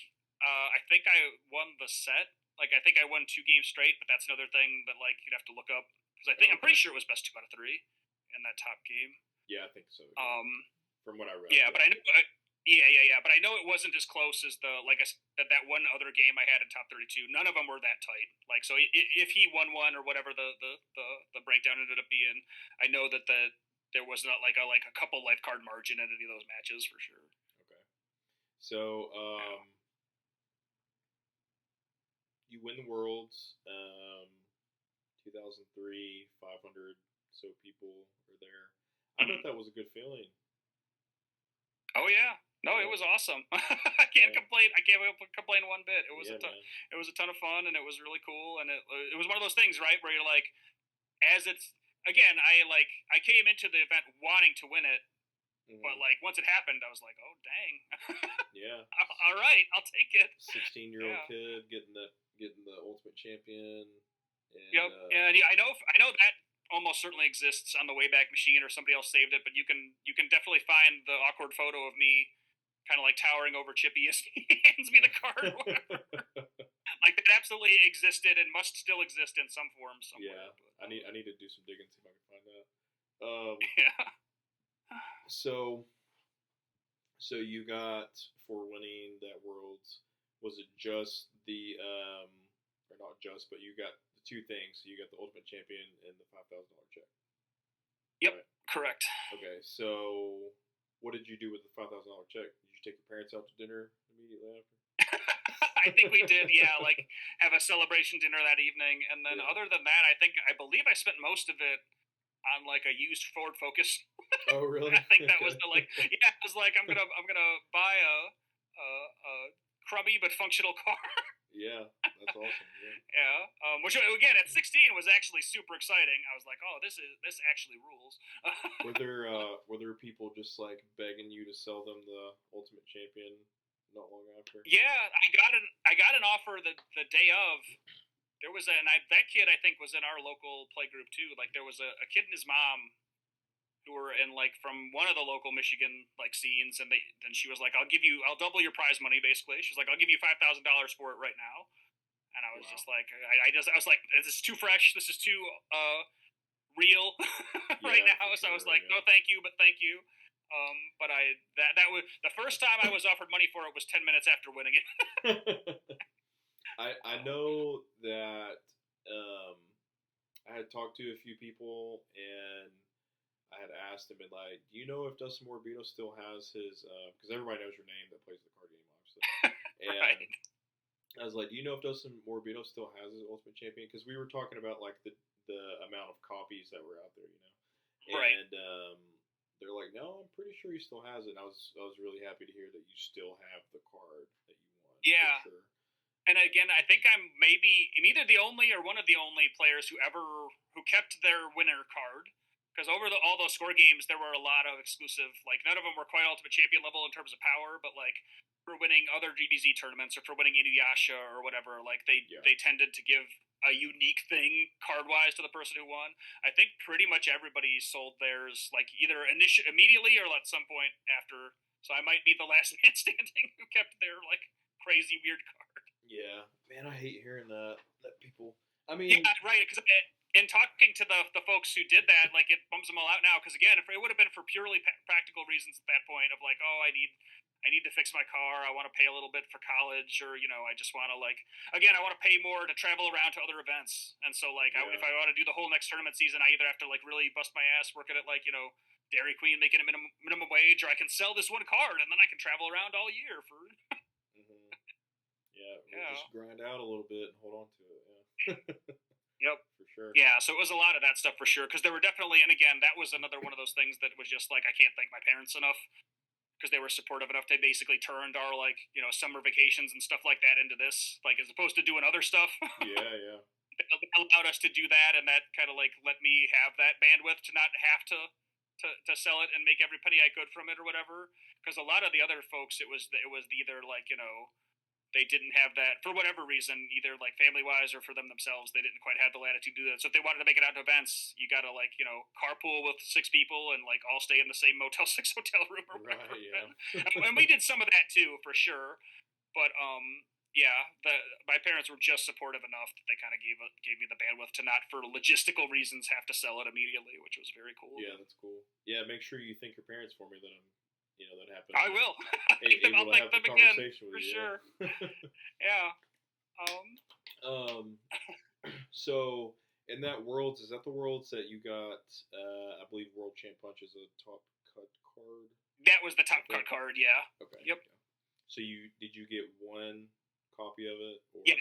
you got Yeah. one? Everybody who made top 64 got one. Okay. Yep. So was there anything between World Champ Punch and Ultimate Champion? Anything else that people got? I think there was, but off the top of my head, I don't remember. So maybe there wasn't. Okay. That's another pure memory gap thing. I feel like that. I was like, oh, was there a top 32 or top 16 card? What it actually might have been, it might have been some more of that older winner cards. I think, like, Oh, okay. we'll give you Champ Drill or whatever. But Yeah. don't take my word for that. Like, there are other people who probably do remember who recorded it who could tell you for sure. But at this point, I don't recall. I do vaguely remember that there might have been some other promo card at some other tier of like getting deeper into top cut, but I'm not 100% sure at this point. So World Champ Punch, top 64 card. To my knowledge, that is a card that there are actually only 64 printed. Oh, okay, that's news to me actually, because I'm not 100% sure on that, but I could believe it. Yeah, that's what I've been told. Okay, could be 100% wrong, but I certainly haven't done the due diligence to check. So yeah, so I would if there are like collector type people out there keeping tabs, I would certainly trust them on it because they've done more due diligence than me. okay. So maybe you know more of the story on it as far as the Ultimate Champion, but why were there, I guess, 5 copies is what I've been told, printed Hmm. or in Oh yeah, because circulation? I didn't even at the time I didn't know there were that many. I know for a fact they had one backup at minimum, and I think they might have even had to use it, or they almost had to use it. I forget. Because I'd heard a potentially apocryphal story about somebody had the one in their pocket, like a score employee, and then they got like shoved into a swimming pool, Oh my and then they had to gosh. get another one shipped in like overnighted or something. I don't actually know if that's true, but at some point, I believe someone told me that. Yeah. Wow. Okay. And so I think when they did the initial print run, they destroyed the overwhelming majority of them, and then just kept a couple for like to have backups or whatever. Yeah. Um, yeah, and so So that's my best guess on that is that just like the handful that somebody did survive. somebody had told me, I don't know any what the validity of this is, but somebody had told me that there were, I think, 5, and then somebody had taken scissors and cut one in half, and then there remained 4. That was the first time Yeah, I had heard the pull story. That's pretty funny. okay, yeah, I remember hearing the scissors thing. I remember Okay. hearing that someone and I know for a fact that at least one of them got out for duplicitous. Like somebody just took it. Right. Yeah. Like they were not supposed to have it, and then just on their way out the door when they were done doing whatever they were doing at score, they just took it with them. Oh wow. Yeah. Um, yeah, I think it was a thing at Score, right? That you could, if you were an employee, you could have a card, but it had to be hole punched or something. Yeah, they did that a lot with Yeah. a lot of stuff too. Yeah, that's some things you could potentially. You were more likely to be able to legitimately walk away with a whole punched card, right, as opposed to yeah. um. So yeah, there was the Ultimate Champion. I think there was one that sold at auction. There's 2 numbers in my head. I can't remember exactly, but there was one. I think one sold for either 13,000 or 15 or 18, something like that. Yeah, it was in I somebody linked me to it. Yeah, in the not too distant past, but it was above 10 grand. I remember that. Yeah. Um, and then there's that Facebook group Popos. Somebody, I believe it was the same copy. It was like a Beckett graded 7.5. I'm pretty sure. But Mhm. yeah, somebody had just sold one recently in that Facebook group. I don't know how much it went for, but it's pretty interesting. The Do you still have your original like score collection? Did you kept all of it for the No, most? I definitely sold the majority of it. Like I think I kept more than a lot of people did, and that like I do have probably like 20 or 30 random ultra rares lying around that Yeah. like and like a handful of other things. So like I kept a lot of the ones like I have a playset of Mechian Strikes still. Like I kept a lot of that stuff from that Worlds deck. Mm. I was like, oh, I'm just gonna keep this because it's cool to have. Like I think the only level 5 ultra rare I still have is Piccolo level 5 because it was in that deck, and I was like, oh, I'll just keep this as a Yeah, cool yeah, thing to have. yeah. You should, But man. like That's any cool. like yeah, so I have a lot of stuff that was in that deck, and then like a lot of other random stuff that either I couldn't or didn't find that like I didn't find the right people who wanted to buy it at the time, like as the game was kind of originally dying or in the aftermath of that. Or again, for whatever reason, I just like, oh, this card seems cool. I'll keep it. So I have some stuff, but like nowhere near. Like by the time that game ended, I probably would have had a playset of everything, Hmm. and like I don't have anywhere near that much still. Yeah, yeah. Did you ever play with David Fashbinder at all? Was he a little bit Hmm. after? Did you? Yeah. Okay. No, he was. Yeah, we played together, and he came out to events and stuff. He was from New York, I believe, like in that area. So like we would see each other at events where people would go to. Like he wasn't one of my locals or whatever, but I Yeah, yeah, absolutely did play with him for sure. yeah. Yep. My favorite deck built to run is a Black Bojack, and Oh yeah. yeah, and I'm super excited to see that I think he won a retro event with. I don't know if it was a Bojack deck or not, but um, I think it was like a 2015 retro event. Hmm. It was a Bojack versus a Broly, and he just narrowly lost it. But it's okay because we had an in-person Score Wars Gather event, and I got I got some payback for it, so I took out a Broly deck Nice. with it. Mm-hmm. But anyways, so yeah, after that Worlds, what kind of happened after that, as far as play for you and stuff like that? Like, what did you gravitate Um, towards? well, like I said, I definitely probably tried out anything that seemed like viable in general. I do remember my favorite deck after that era was that Android 17 Dragons Victory deck, which, like I said, wasn't great. It certainly didn't play out like it never did bonkers in any events or anything, but it was a fun thing to run, and it was also that was a little trollish too, because like in that freestyle deck, you could basically like hit people with an unblockable ultimate champion, which was Yeah, much ruder than it needed to be. Like that yeah, was the part of it was I thought Dragon's Victory was fun and silly, and part of it was to do that just to like, all right, well if I'm gonna play this stupid card, I might as well like rub people's noses in a little bit. But on the whole, that deck wasn't great. Like that was a funny thing you could do with it, but it wasn't amazing. And then I probably bounced around to all kinds of random stuff after that, but off the top of my head, I couldn't tell you specifically what at this point. at that point, did Ultimate Champion tend to go in a lot of decks that you built, just Yeah, because? I would just run it. Like Yeah, if I would put it in there. I did play with it. yeah, yeah, So yeah, the copy I have is definitely lightly played. Like it's not super marred or whatever. yeah. But I used it in the game. Yeah. Whenever I had asked you, months ago or whatever, if you got to play it in a an event or anything like that, the one thing that comes to my head when using that is probably the most annoying deck that's out there, for like the original Z meta, whenever Kid Buu came out, is an OVA deck, a Yadra OVA Yeah, deck. Yeah, just being able to shut it down immediately. Yeah, right. those decks are Yeah, it's annoying. pretty nutty. Yeah. Did you ever mess with the OVA deck whenever it came out? Whenever Kid Buu came out? Probably a little. Again, that was another one of those things where I feel like the McGraths kind of played that a ton, Mm, and so it was partly just like, oh, if we all play it, that's going to be a pretty boring. Like this is going to be a pretty yeah, boring yeah. bracket if we're all running the same thing. So they played that a little more than I did, and my brother actually also. That was I think the main reason. Like pretty much everybody who I was close to in our play group was playing OVA. I was like, well, I don't just want to like all of us to be playing the same exact thing. So I'm sure I bounced around to whatever, but I certainly understand why they did because that was a super good deck for sure. Did you meet Nick Lore at different events? Is that where you met Hmm. him at? Yeah. Yeah. Yep. Yeah. It would have just been at right whichever event we happened to cross over at. Like whenever initially meeting him, it certainly would have been like at some regional or nationals or whatever where we just both went there. Yeah. If there's anybody like who placed like in the top cut of events somewhat consistently, I almost certainly ran into him and we chatted and stuff and like Oh, cool. even depending on the person, hung out a bit.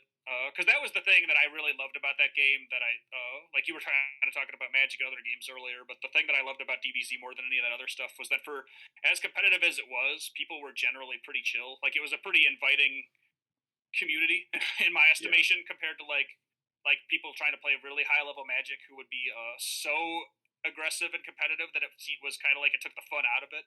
So That was kind of relatively my speaking, experience with Magic in general. Is Yeah. yeah. So relatively speaking, my experience with Z players was just they were just like a little more fun to hang out with. Yeah, yeah, that's awesome.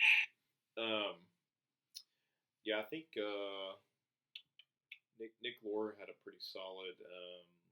He had a pretty solid OVA Yadra OVA deck. Hmm. And I actually just played 2 expanded matches with him earlier today. I was trying to Oh, see nice. if he wanted to sit in on the interview at all with us.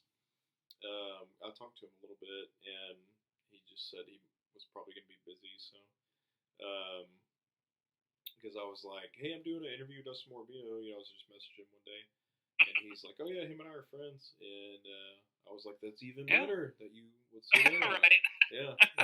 Yeah, but again, that was the thing, right? Is like you would do like you would meet your Z friends like when you went out to events. That was the social fun reason to do that. It was like, oh well, I'm gonna go to this regional. I know I'll meet a bunch of people who I've met in the past who are cool, and we'll play some games and hang out and stuff like that. And it Yeah, man. was it was a lot of fun back in the day. do Yeah. that. So what was your let's see. Let's see where we're at on time here. So yeah, we're getting up there. But What was your impression of Kid Buu Saga when it came out? I really enjoyed it, and that was another thing where like I don't remember what my super like just immediately in opening packs my impression was, but Mm-hmm. I know for a fact that the majority of people who played that set like after a few weeks, a month or two of getting into the meta of it, the majority of people who played it really enjoyed it. And from my memory, that was my recollection too. Was like everybody was kind of sad that it didn't come out during the height of NOP season. Like it Yeah. basically like there were functionally no competitive tournaments that Kid Buu existed in because it came out after that world cycle and before they did like the GT transition. And so like I think that was probably the best version of that game that had ever existed that no one really played meaningfully just because of where it landed on the calendar. Yeah. Yeah. I But mean, I remember being pretty positive on it. we I had a neighbor of mine that I played with like whenever originally from Sandsaga, and then like I quit playing, and then I remember getting back into it briefly, and um, all the Bojack subset cards. He had a Bojack deck, and even his still wasn't complete, and he had went to some of the bigger tournaments, and um, was very active in all the locals around, and because I believe the Bojack subset would have been put into Kid Buu packs, I think. That sounds right. Yeah. And so I was fortunate enough to be able to get some stuff from him, but I just remember that the Bojack subset stuff was just so hard to get a hold of.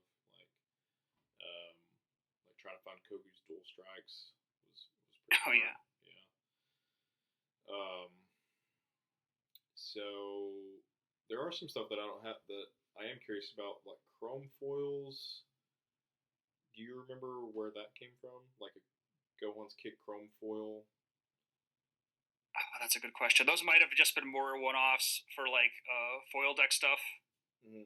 I they might have just printed those just to give them to people to again try to fill out foil decks for winning players before they they ran out. They stopped doing that entirely. Yeah, that makes sense. That's my best guess off the top of my head, but I don't remember for sure. Yeah, and it seems like the most desirable GKI out there right now is probably a Trunks Energy Sphere, just because it's so. Okay. Yeah, just because it's so. It's a staple. It's in every deck. Yeah, I mean it's a really iconic card. Yeah. Was there anything from Fusion Saga that stuck out to you at all? That's a good question too. I remember the fusion mechanic being kind of a letdown because it was like really novel but pretty bad. Yeah. I was like, oh, they put a lot of work into like implementing this for it to be kind of junk. Like that was the like competitive player hat was like, oh, this kind of stinks. And it was the same thing as the Majin Vegeta thing, basically. It was like, oh, I feel like these like doing this should be really beneficial gameplay wise, and it just kind of wasn't. Because I remember trying to build a couple fusion decks and just having them kind of all go nowhere, and then just being like, whatever. Yeah, going fusing into anything is pretty hard, but it's basically impossible to do a Gotenks level 3. Like it's just not gonna happen. I don't know. I think along the way we kind of covered quite a bit of what I had in here. Yeah. I say, awesome. Did you? I think you had that in your original notes. Did you want to see the card? Yes, actually, Okay. it's on your perspective. The interviews about you and your experience and stuff. What I was planning on doing was having you show the card and put it as probably a thumbnail, just for attraction. Sure. So. Yeah. I can hold that up now, and then we can you can cut that together however you want. Yeah, man. Because I got one or two other weird tchotchkes that I can show you too. But, yeah, that'd be awesome. Anything you want to show? Yeah. Where are you, camera? So there it is. I'm not sure how to get it out of the glare. That's not too bad. I can try to move my face away from it. Yeah, that thing's awesome. Yeah, still there. And then as far as a handful of other weird things I pulled out of this box from storage, I have these guys. So they did give these away back in the day too. Oh, cool. This is a gold sword and scouter that they gave these to the world's winners, and this is how it originally came. So I didn't like break the old one for whatever reason. They didn't make a gold sheath for it, but Okay. I have a gold sword and scouter. And then another one of those cool older cards that I suspect there are very few left of. I don't know if people want it or not, but so this is the original Victorious. This is another one of those things that I just kept for fun. Oh Where yeah. like Okay. these are basically like everybody who actually got top cut in the worlds that Ake won has the foil stamp version of this. So there should legitimately be only be 16 or less of these that exist, like this specific Victorious with the foil stamp on it. Oh really? So I don't Okay. know. Yeah, so I don't know if they're coveted or not, but it is absolutely one of the rarer things in the game for sure. Huh. Uh, So you were talking because about that the would have been so foil early. score stamp being on it? So if you here, hold on, I'll try to hold it back up to the Okay. camera. Oh, the stupid case. I'll just take it out of the stupid plastic case. If you look close, you'll see that it's got like a foil stamp on it, like a machine Oh, yes, yes, stamped that in yes. there. Like they had a little press thing that they Yeah. were doing that after the fact, and so there should only be 16 of these with that stamp on it that says Gen Con 2001 or whatever. Yeah, that's awesome. Yeah. Yeah, so it's just another one of those cool little weird things. Yeah, you see some of those out there, like the level 4 Vegeta promo from Sandsaga that have some of those stamps on them and stuff. Kinda neat. Yeah, because I have here in this other pile. There's just a random Android 17 card. This has just been something I pulled out of a booster pack, but Oh, it has the cool. stamp on there too. Because they did just let you walk up to the booth and like, hey, do you want us to stamp Hmm. whatever card that is? And they were like, sure. And so they put it in the thing and they like pulled a handle and Yeah, that's awesome. uh, Okay. yeah, Yeah, stuff like yep, that's so cool. The history of that card game is just so neat. Yeah. yeah. And again, so like, because when you were asking before, and like just DMs about like, was there footage or whatever of? It's cool that people are interested enough that they want to preserve some of that stuff verbal at least, because yeah, this would have been way before cell phone video footage and stuff like that. So Yeah. it's like I'm 99% sure there is no footage of me in that tournament because like it would have had to been someone with a camcorder or something like that. I sent you that Uh, message and you replied to it, and I was like, oh, yeah, this was in 2000. Okay. so yeah, it's just cool that people are still interested in that stuff. Yeah, for sure. It's neat. I didn't know Yeah. it was a Piccolo Namekian deck, and I didn't know it was a mirror match either. Oh yeah. Yeah, Yep. there, there a lot of people that were in that era, especially like Nick. Um, Hmm. I could have just asked Nick, and he would have told me, I'm sure. But um, Right. I definitely just looking around. I definitely had issues finding, um, what the deck was at the time, Hmm. like for Yeah. whatever reason. But um, my I really love the card game. My perspective on it currently is I like playing expanded more personally, but and I like the mechanics of the game and stuff, but I have more like focus Z decks than I have expanded, but I have a few expanded decks, but and I'm definitely an outlier as far as like I like the GT show more. Oh, Definitely okay. an Fair outlier enough. there.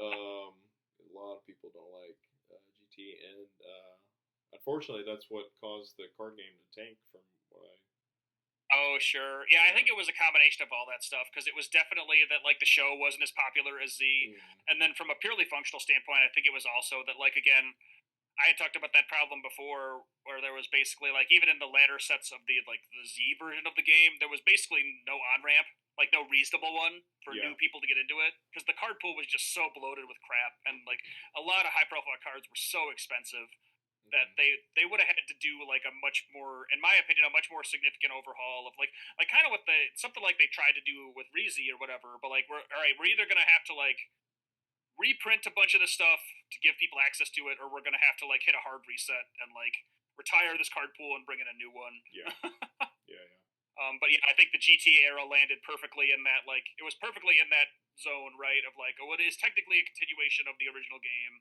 Like, expanded was still the more popular format at that time than focused GT Yeah. or whatever. And so, like, to get into that from zero to like cultivate new players was like pretty tall order to ask of people at that point. I think um, whenever So Phil and Kyle are both from Michigan, and they were at your Yep. locals. Yeah. Mm-hmm. So, did you help him with that Sand Supreme deck at all? Like whenever? I'm sure I weighed in, like, because we would do the kind of thing where like he definitely would have like 95% just built it, and Yeah. then he would have like he probably would have laid it out in front of me and held up like 5 or 6 cards and be like, I'm feeling like I'm on the fence about these. Like it was that kind of thing Yeah. for us where we'd basically like build decks in isolation and then play them for a little bit and then just kind of put it all out on the floor or out on a table or whatever and be like, Yeah. what do you think? Like, or like here these handful of cards, I'm like, I'm not 100% sold on in this build. What do you think of that? So if I gave him any feedback at all, it would have been in that mode where it's like, all right, well here's my build and here's like these like 4 or 5 cards that I'm kind of like Yeah. shrugging my shoulders on.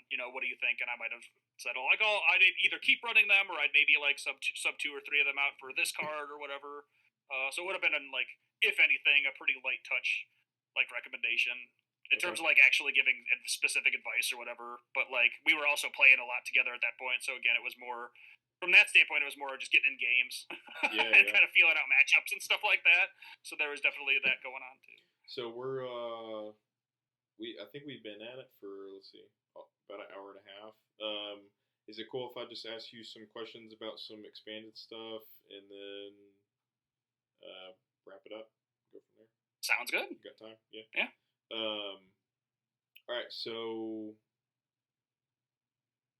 first off, whenever GT was released, what was your overall experience and impression of it? Did you like it? What did you dislike about it? I think it was like probably like almost purely neutral because there's some stuff I really liked about it and some stuff that I didn't like so much. Because the other thing that I didn't touch on that I think that they really, for better or worse, they chose kind of like the power creep option, right? In terms of like, oh, there's more of everything. Every character has more stages and the numbers are higher and like the attacks do more damage and the deck limit is increased or whatever. All that stuff, right? Of just like more, more, more. I don't know that that's necessarily was the best route to take. Yeah. Personally. And then on top of that, but I did like some things like I like the way that they formalized the like attack damage into kind of like little like smaller iconography or whatever instead of just embedding it into the card text. I thought that was cool. I was like, that's a nice little like UI upgrade that I really appreciate. And I would say I'm like neutral to slightly negative on the card template designs. Like I don't think they're the worst ever, but I didn't like them as much as the like my favorite Z ones for sure. Like the whole like gigantic black border thing, I just think was not like my favorite compared to some of the other more colorful ones in the sets before then. Well, it's on my mind. Then, the GT card I was talking about. My favorite art one is this one. oh yeah, that's cool. Yeah. Yeah. It's a League Redemption promo. Dragon Ball. Nice. Yeah. Yeah, I will say now that you've held that up, like I think the card backs actually still look pretty good. Yeah. Like the original back's pretty iconic with Shenron and stuff like that, but the card backs look okay. So yeah, I would say like neutral to slightly negative. Of again, they zigged in a lot of places where I would have zagged in terms of like if they had tasked me to like make the next thing that comes after the DBZ card game. But I don't think it was like a total disaster necessarily. I think it was just like you said, a death by 1,000 cuts of the people watching the show growing up and GT just not being as popular as Z and like layering that game's complexity on top of the original game. It was just a lot of stuff that it had going against it. Also, I think I had heard something about there was a new owner in Score at the time. Okay. And I could definitely believe that too. And again, I probably did know that at the time. That's lore that I do not remember off the top of my head, but other people certainly could confirm that. It was something. This is just from speaking with other people. Had something to do with there was a new owner, and he wanted some kind of a different format, and the Score employees decided to make it more compatible with the original game. And there was some kind of red tape that just made it a shit show, I guess. Right. Yeah, and again, there's really no great answers to that. Obviously, like you're kind of damned if you do, if you damned if you don't. Because if you do a full hard reset, like they did with Re-Z, you burn a lot of people who played the original game because they're like, oh, I can't use all these cards anymore. But if you never do anything in that vein, you have no on ramp for new players to play. So I think if they had wanted to like try to somehow maintain that product for like another 5 or 10 years, I think you kind of have to go the Magic the Gathering route and like Yeah. do targeted reprints and then potentially cycle stuff out on a regular cadence and like bring cards back over time. So nothing is ever truly gone, but at the same time, not every single card that has ever existed is contemporary all at the same time. It's true. Yeah. Uh, Which so there's a lot of yeah, people that don't like the stuff that Magic is doing now, but at the same time, and then comparatively with Score, like okay, they should have done this, they should have done that. It's like okay, I mean, Magic is doing all these reprints. Looking at it from an economical standpoint, they kind of have to do certain things, or the card game is just it's gonna crash, you know. yeah. Um, Right, and yeah, I'm 100% in the vein of like, oh, I don't think any single card that has like a functional purpose should cost more than like $30 or $40. So whatever yeah, it takes to get prices down to that range, I'm all for it. Like you can do alt arts and alt foils, like do whatever you want with any of that nonsense. But if you like consistently have cards in like the $50 to $100 range that are like, oh, you need 3 or 4 of these to play, like that's again not a thing that I would like in my like personal ideal card game that has unfortunately like kind of become the base reality of many card games at this point. yeah, that was a problem in Z. All the ultra rares were super hard to find, and Score did that on purpose for Yeah. and then whenever Mm-hmm. GT came out, they started making ultra rares, easier to get, and then Right. people liked it, but they didn't like it. Like you said, damned if Yeah, you did, damned if you exactly. It cut don't. it cut both ways because it made the new ones a little less desirable, and it kind of made the old ones a little more desirable, which exacerbated the product. Yeah, The fact that they were already really expensive. So, yeah. yeah. So whenever Baby Saga was released, did you have any decks you tried out? Was it all just baby decks? I think Baby was mainly a focused thing where he Yeah, excelled. that sounds right. Because I know I played Blue Pan and had fun playing it. I don't know that it was a super great deck or anything. Like I think I played that at a regional or two. Um, I think I saw a and then beyond. old Pojo post where Matt Lowe was. I think it was Matt. No, it wasn't Matt Lowe. It was somebody where Matt Lowe had commented on it, but it was something like somebody was playing a blue pan deck. Was it a Destruction Mastery deck? That sounds right. The Yeah, energy, I think so. the energy deck. Yeah. Yep. Yeah, I was talking Mm-hmm. about he came. It was probably just him trying to stir up stuff on the internet, honestly. But he was like, "Yeah, I came across Dustin Morabito. He side eyed me because it was like I was trying to copy his deck, and people were giving me crap." I was like, That's too funny. Well, funny. that definitely like it was. This is before like when those internet communities were way more isolated. You would find people doing that for really like I don't know why to this day, but like I feel like people like individual random players would try to like start beef by saying like, oh, so and so said X, and like, oh, that's almost certainly not true, but like we're Yeah, just out here like how making stuff up comical. and popping off for no reason. Yeah, it's funny. Yeah, because I knew Matt. He's a good guy. He's Yeah, uh yeah. I'd I like haven't talked to to. him recently, but at the I'd time. like to be able to. If you ever have conversation with these people just in passing, if they want to kind of do like what we're doing right now, and just be able to have some kind of informal interview like this would be pretty cool. Just Oh, sure. Like, yeah, my suggestion would be to like, if you are able to track people down, reach out to them. Because again, I haven't talked to most of these guys in yeah, yeah, years. Like, I could maybe see if we're still Facebook friends or whatever, and try to ping people. But it's been a really long time. But like I said, my assessment in general is that like everybody was like super like good natured and like mm-hmm. generally pretty chill. So I'm sure if they're still kicking around on the internet in some fashion, like plenty of people would be willing to talk to you for sure. Yeah, man, that's awesome. So that's so funny. I have him here. My question: did you ever get to play with other players like Phil McGrath? I bet you. I Yes, bet you read it and you and just started laughing. the answer is definitely yes. Like Definitely yes. if Yeah. if you looked at the top cut listings of again just like in any random tournament, like I probably knew half of those people at minimum in passing of just Yeah. like we'd go to the same events and like everybody was kind of like who was playing the game at a high level was somewhat in contention no matter what event you were at. So some people Mm-hmm. made top cut or got higher than others at different events, but it was like I almost certainly had a casual conversation with the vast majority of players who were placing high in any of those random DBC Yeah. Very events. cool. Did you ever come across any Any of those one-turn kill decks in any kind of expanded tournament, like a Doctor Mew Um, deck or? that's a good question. I don't think so. Probably not. Because again, I would still say that like if I were to give myself a core competency in the game, it was less in perfectly raw deck building and more in just like gameplay. Like Yeah. my like on the ground decision making, I was usually pretty confident in, but I was usually not. Like it would have been Phil or Kyle or my brother Adam. Those were like the probably the three best quote unquote deck builders like Mm-hmm. that I played with regularly. Who are like, oh yeah, these guys are really on the bleeding edge of like putting together the most like fine tuned, most viable builds possible. Yeah. Whereas like my core competency was definitely more in the like, oh, I feel like once I have a build that I'm comfortable with, I'm usually like feel pretty good about like trying to make the best of a mediocre to bad situation. And again, if you do that enough times in games where you either start at a disadvantage or like after a combat or two you find yourself at a disadvantage, just like that goes a long way over the course of a tournament to like turning a potentially losing record into a potentially winning record.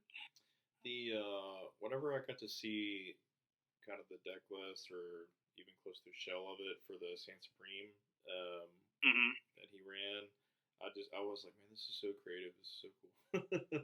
Yeah, This is no, for super cool sure. build. Yeah, he was one of those dudes who again like that was another thing for those kind of for people who were even more like grognardy than I was in terms of deck building. Like you could if you looked at one of their lists, you'd be like, oh yeah, you agonized down to like the last three cards of this are like perfectly chosen. Basically, like you really thought a really long time about this for Were sure. you at the Worlds where he won that?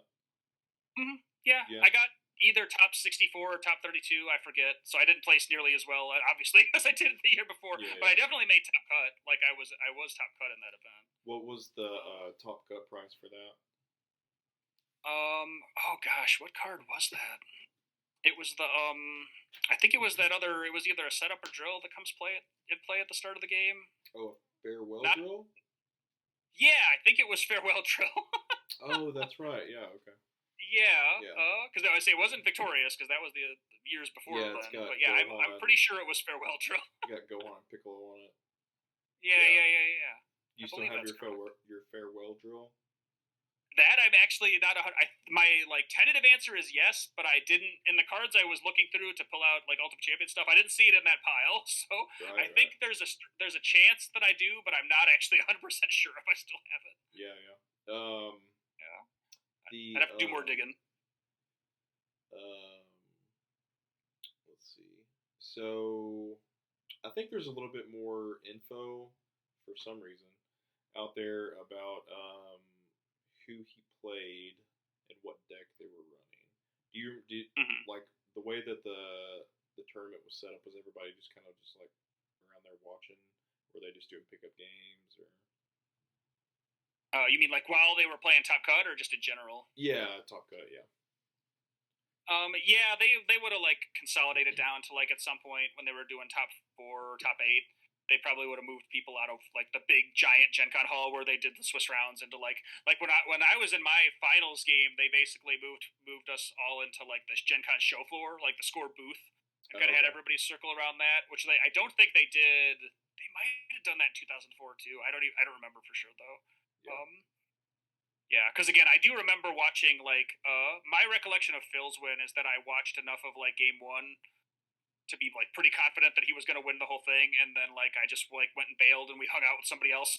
I was Oh, like, okay. oh, I'm pretty sure I know where this is going. Yeah. And so like again, other people had been eliminated, and those events were just a good reason to hang out with people. Otherwise, so like at that point, everybody else was out of the event except him and his opponent, and we were like, let's go get food or chill or something, and then we reconvened with them after he had won for real. But So he like that's got kind of what I remember of that.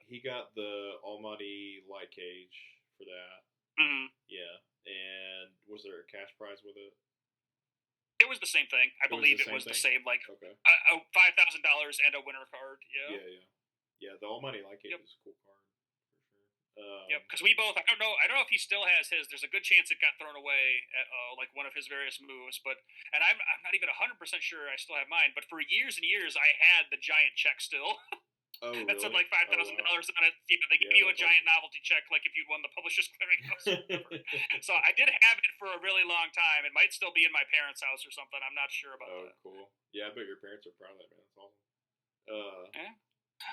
the let's see. So yeah, I wonder how you can't even probably put a price on a almighty light cage now. That thing is just um people people tend to hoard GT cards more than anything for whatever reason. But Yeah. Well, and for people who are looking for stuff that rare, like they yeah. probably know they want to keep it. Hey, there it is, right behind you. Oh. Oh, cool. I guess it's in this house. There Where we was it? Was it go. upstairs? Yeah, it's upstairs. Oh, okay. Yeah, that thing's huge. That's so cool. Well, thank you. Nice photo, Mom. I don't know. Should that be the Thank you, new? thank Should you, that be Lorraine. the new thumbnail? I don't know. Yeah, see, there you go. You can, you have your choice now. Yeah. All right. Well, that mystery is solved. There we go. That's awesome. Do you know where anything is in your house? That big old check laying around. That thing's huge. It must have been. So here's my guess, because this is where I used to keep it when it was in my parents' house. I think it's probably behind like a dresser or under our Okay. bed upstairs. Like, because in my old bedroom, that's where I kept it. Like I had like a dresser with my clothes in it, and I just kind of like slid it behind there. So, Yeah, that's awesome. yeah. Okay, so I guess last question. For around the GT stuff. Were you there whenever I might be getting it mixed up. There was a Worlds for the Super Dragon Fist. Was the Yeah, because they did a year. They did a focused and an expanded worlds. Like they were basically separate events. And so Yeah. Phil won the expanded one, and Yeah. then the focused one was the other one. Yeah, for the Dragon Fist or whatever. Yeah. Were you at that one? I was. Yeah, You were. and Okay. I forget. I think I didn't I didn't do as well in that as I did in the expanded one. So I either didn't make top cut or just made whatever the top cut was. I forget. Yeah. But it was I was there for sure. Were you present for the situation where they took the card or whatever? Oh gosh, I'm trying to remember now. It You're was- talking about the like collusion thing? Yeah, the collusion thing. Yeah.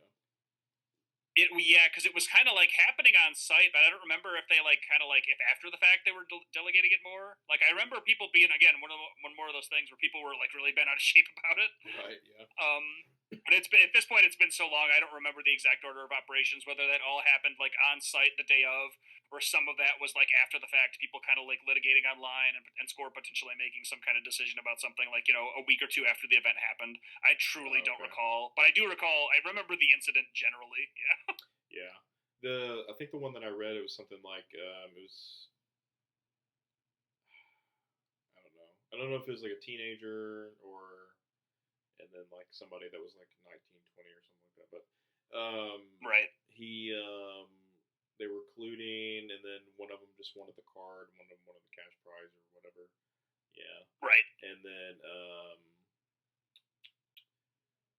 think I think what I read, it was something like they took the card like sight unseen from them, and they were like, because the kid didn't think about it and was like, yeah, we decided we were sure. gonna do this or something.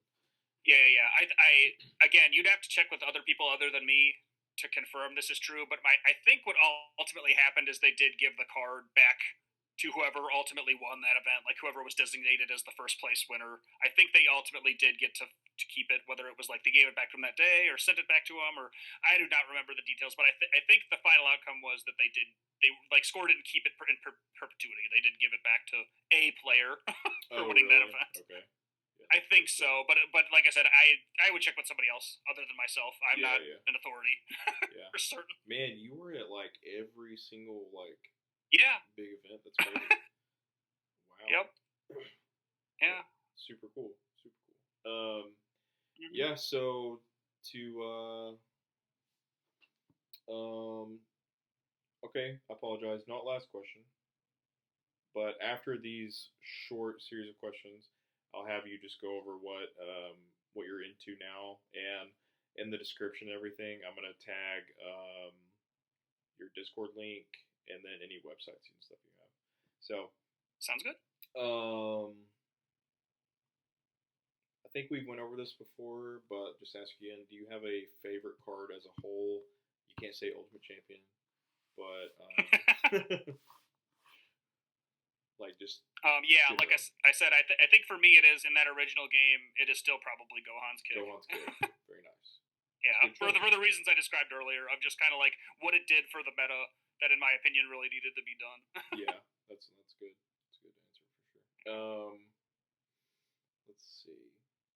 What is the highest price in your recollection you ever paid for a card? That's a good question. It was definitely less than like $200 for sure. Like, there is, and that might even be true. I'm trying to think because I'm not like a big singles buyer. Like, I've dabbled in card games since then. So I'm trying to think. I don't think I've ever paid more than $200 for a trading card, but in that era for sure. Like, I feel like I might have bought another like a champ drill or something like that, or off of somebody, or one Trunks Guardian drill to complete a play set. I might have paid like 100 to 150, whatever it was going for in that era, or Yeah, yeah. something like that. Okay. So 200 or less, I would say for sure. Yeah, pretty cool. I'm glad we got to see the check, man. That's pretty nice. Pretty cool. Yeah. Okay, yeah. So we can finish up here. Yeah, just let everybody know what you're doing now. You got your CubiCorn Games going on, and um, how it's going, and maybe what you would like to see improvement, and Oh, sure. just generally speaking. Yeah. Yeah, yeah, yeah. So these days, I'm basically making indie games, like indie video games, with my wife. So we have a little company called CubiCorn Games. It's just the two of us. We're currently working on a 2D action platformer called Super Cucumber. It's very like Mega Man X folk adjacent kind of thing, and it's I would say for the first time in a long time, it's starting to go slowly but surely really well. Like indie video games is a tough business to be in, but like we're very gradually like building up interest, and we're hoping to get that out the first quarter of 2027. Yeah, Cool. that's right. Like March 2027 is kind of our target release for that. Yeah. So like that's what I'm doing most of my time these days. Like one of the post-COVID fallouts for us was like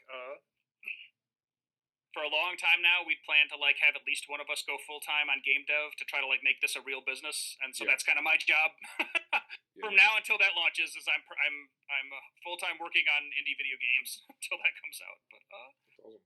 definitely working on games in general is something that I've wanted to do since messing with all that Z stuff back in the day. Of again, like I think probably at least a little bit of that is like, oh man, I never got to professionally do that really in that context. So, and I love games of all kinds, video games and tabletop and otherwise. So it's like, yeah, let's do some of that. But Yeah, man. so that's what I'm up to these days.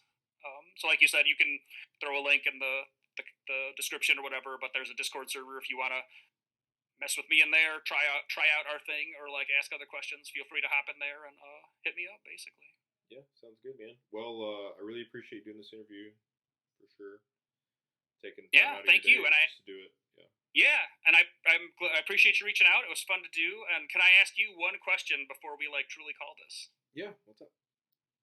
Okay, so I was just, and this is a question for you that will also kind of like reach out further to the people who ultimately check this out in the future. But my question for you and for like the current DBZ community is that in terms of playing the game now or like playing the game potentially in the future, do you think that your favorite thing about it is the way it feels, like the kind of the core game engine, or is it the Dragon Ball license, or is it that like completely tied together? Is the combination of the two that can't be divorced? Because I, for the longest time, and I've built mock-ups of this before, I've wanted to do like a mechanic revival of the DBZ card game of like, oh, it's kind of like what I described before. This is an evolution of the game functionally that plays very similar to the original game with some tweaks made for like just to change things up, make it a little more modern, but that like if I ever did do more with that, would definitely not for monetary reasons be able to like afford the Dragon Ball Z license. Is that a thing that anybody who's playing the current game would be in any way interested, or is everybody kind of just satisfied playing with the old stuff? And For me personally, I think from that question, I'll probably try to transcribe it as well and post it to a larger yeah, community as well as mine. But for me personally, so along with the licensing, it's kind of like so the card game as I play it currently, it's for sure a nostalgia thing, and then it's also it's to some people it probably sounds a little corny, I guess, but like being able to take two characters and have them battle or whatever in a card game is cool, and then be Right. able to customize it as you want. But as far as like if you were to compare it to like Z and Super or Z and Daima or something like that, Right. I don't know that the licensing or whatever would be like the biggest thing. It would probably just be more of like a push into being able to create more things, I guess. But like, Mm-hmm. if that makes sense. But the being able to create more personalities, and then the aspect of like buying new cards, and um, so like if, for instance, if I were to say like if Score were still a company and they still followed these shows, right? Right. With the current meta, and they just kept adding stuff, you know, Yeah. that'd be pretty awesome. Sure. And I think a lot. Yeah. I think everybody would probably agree with me. But Mm-hmm. and then I'm sure a lot of people can throw many caveats in there. So we'll make sure that question reaches everybody. Sound So Sounds good. And yeah, like again, well, if there were like some legitimate interest, that'd be a thing that I'd pursue more potentially in the future because it's a thing that's been on my mind a lot over the years. That again, I've toyed with sometimes and not. But yeah, basically, envision like this game would functionally have masteries and main personalities, and like it would be focused around like 1v1 like martial arts style combat, mm-hmm. but would almost certainly be like kind of generically themed. In my mind, it would be like kind of like more fighting game adjacent.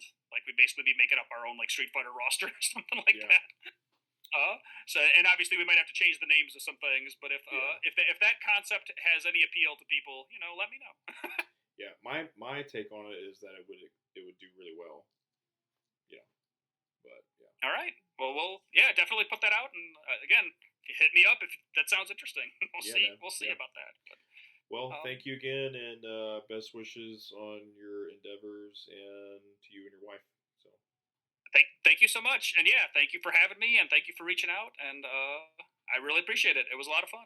yeah, man. Talk soon. Sounds good. Have a good night. See you.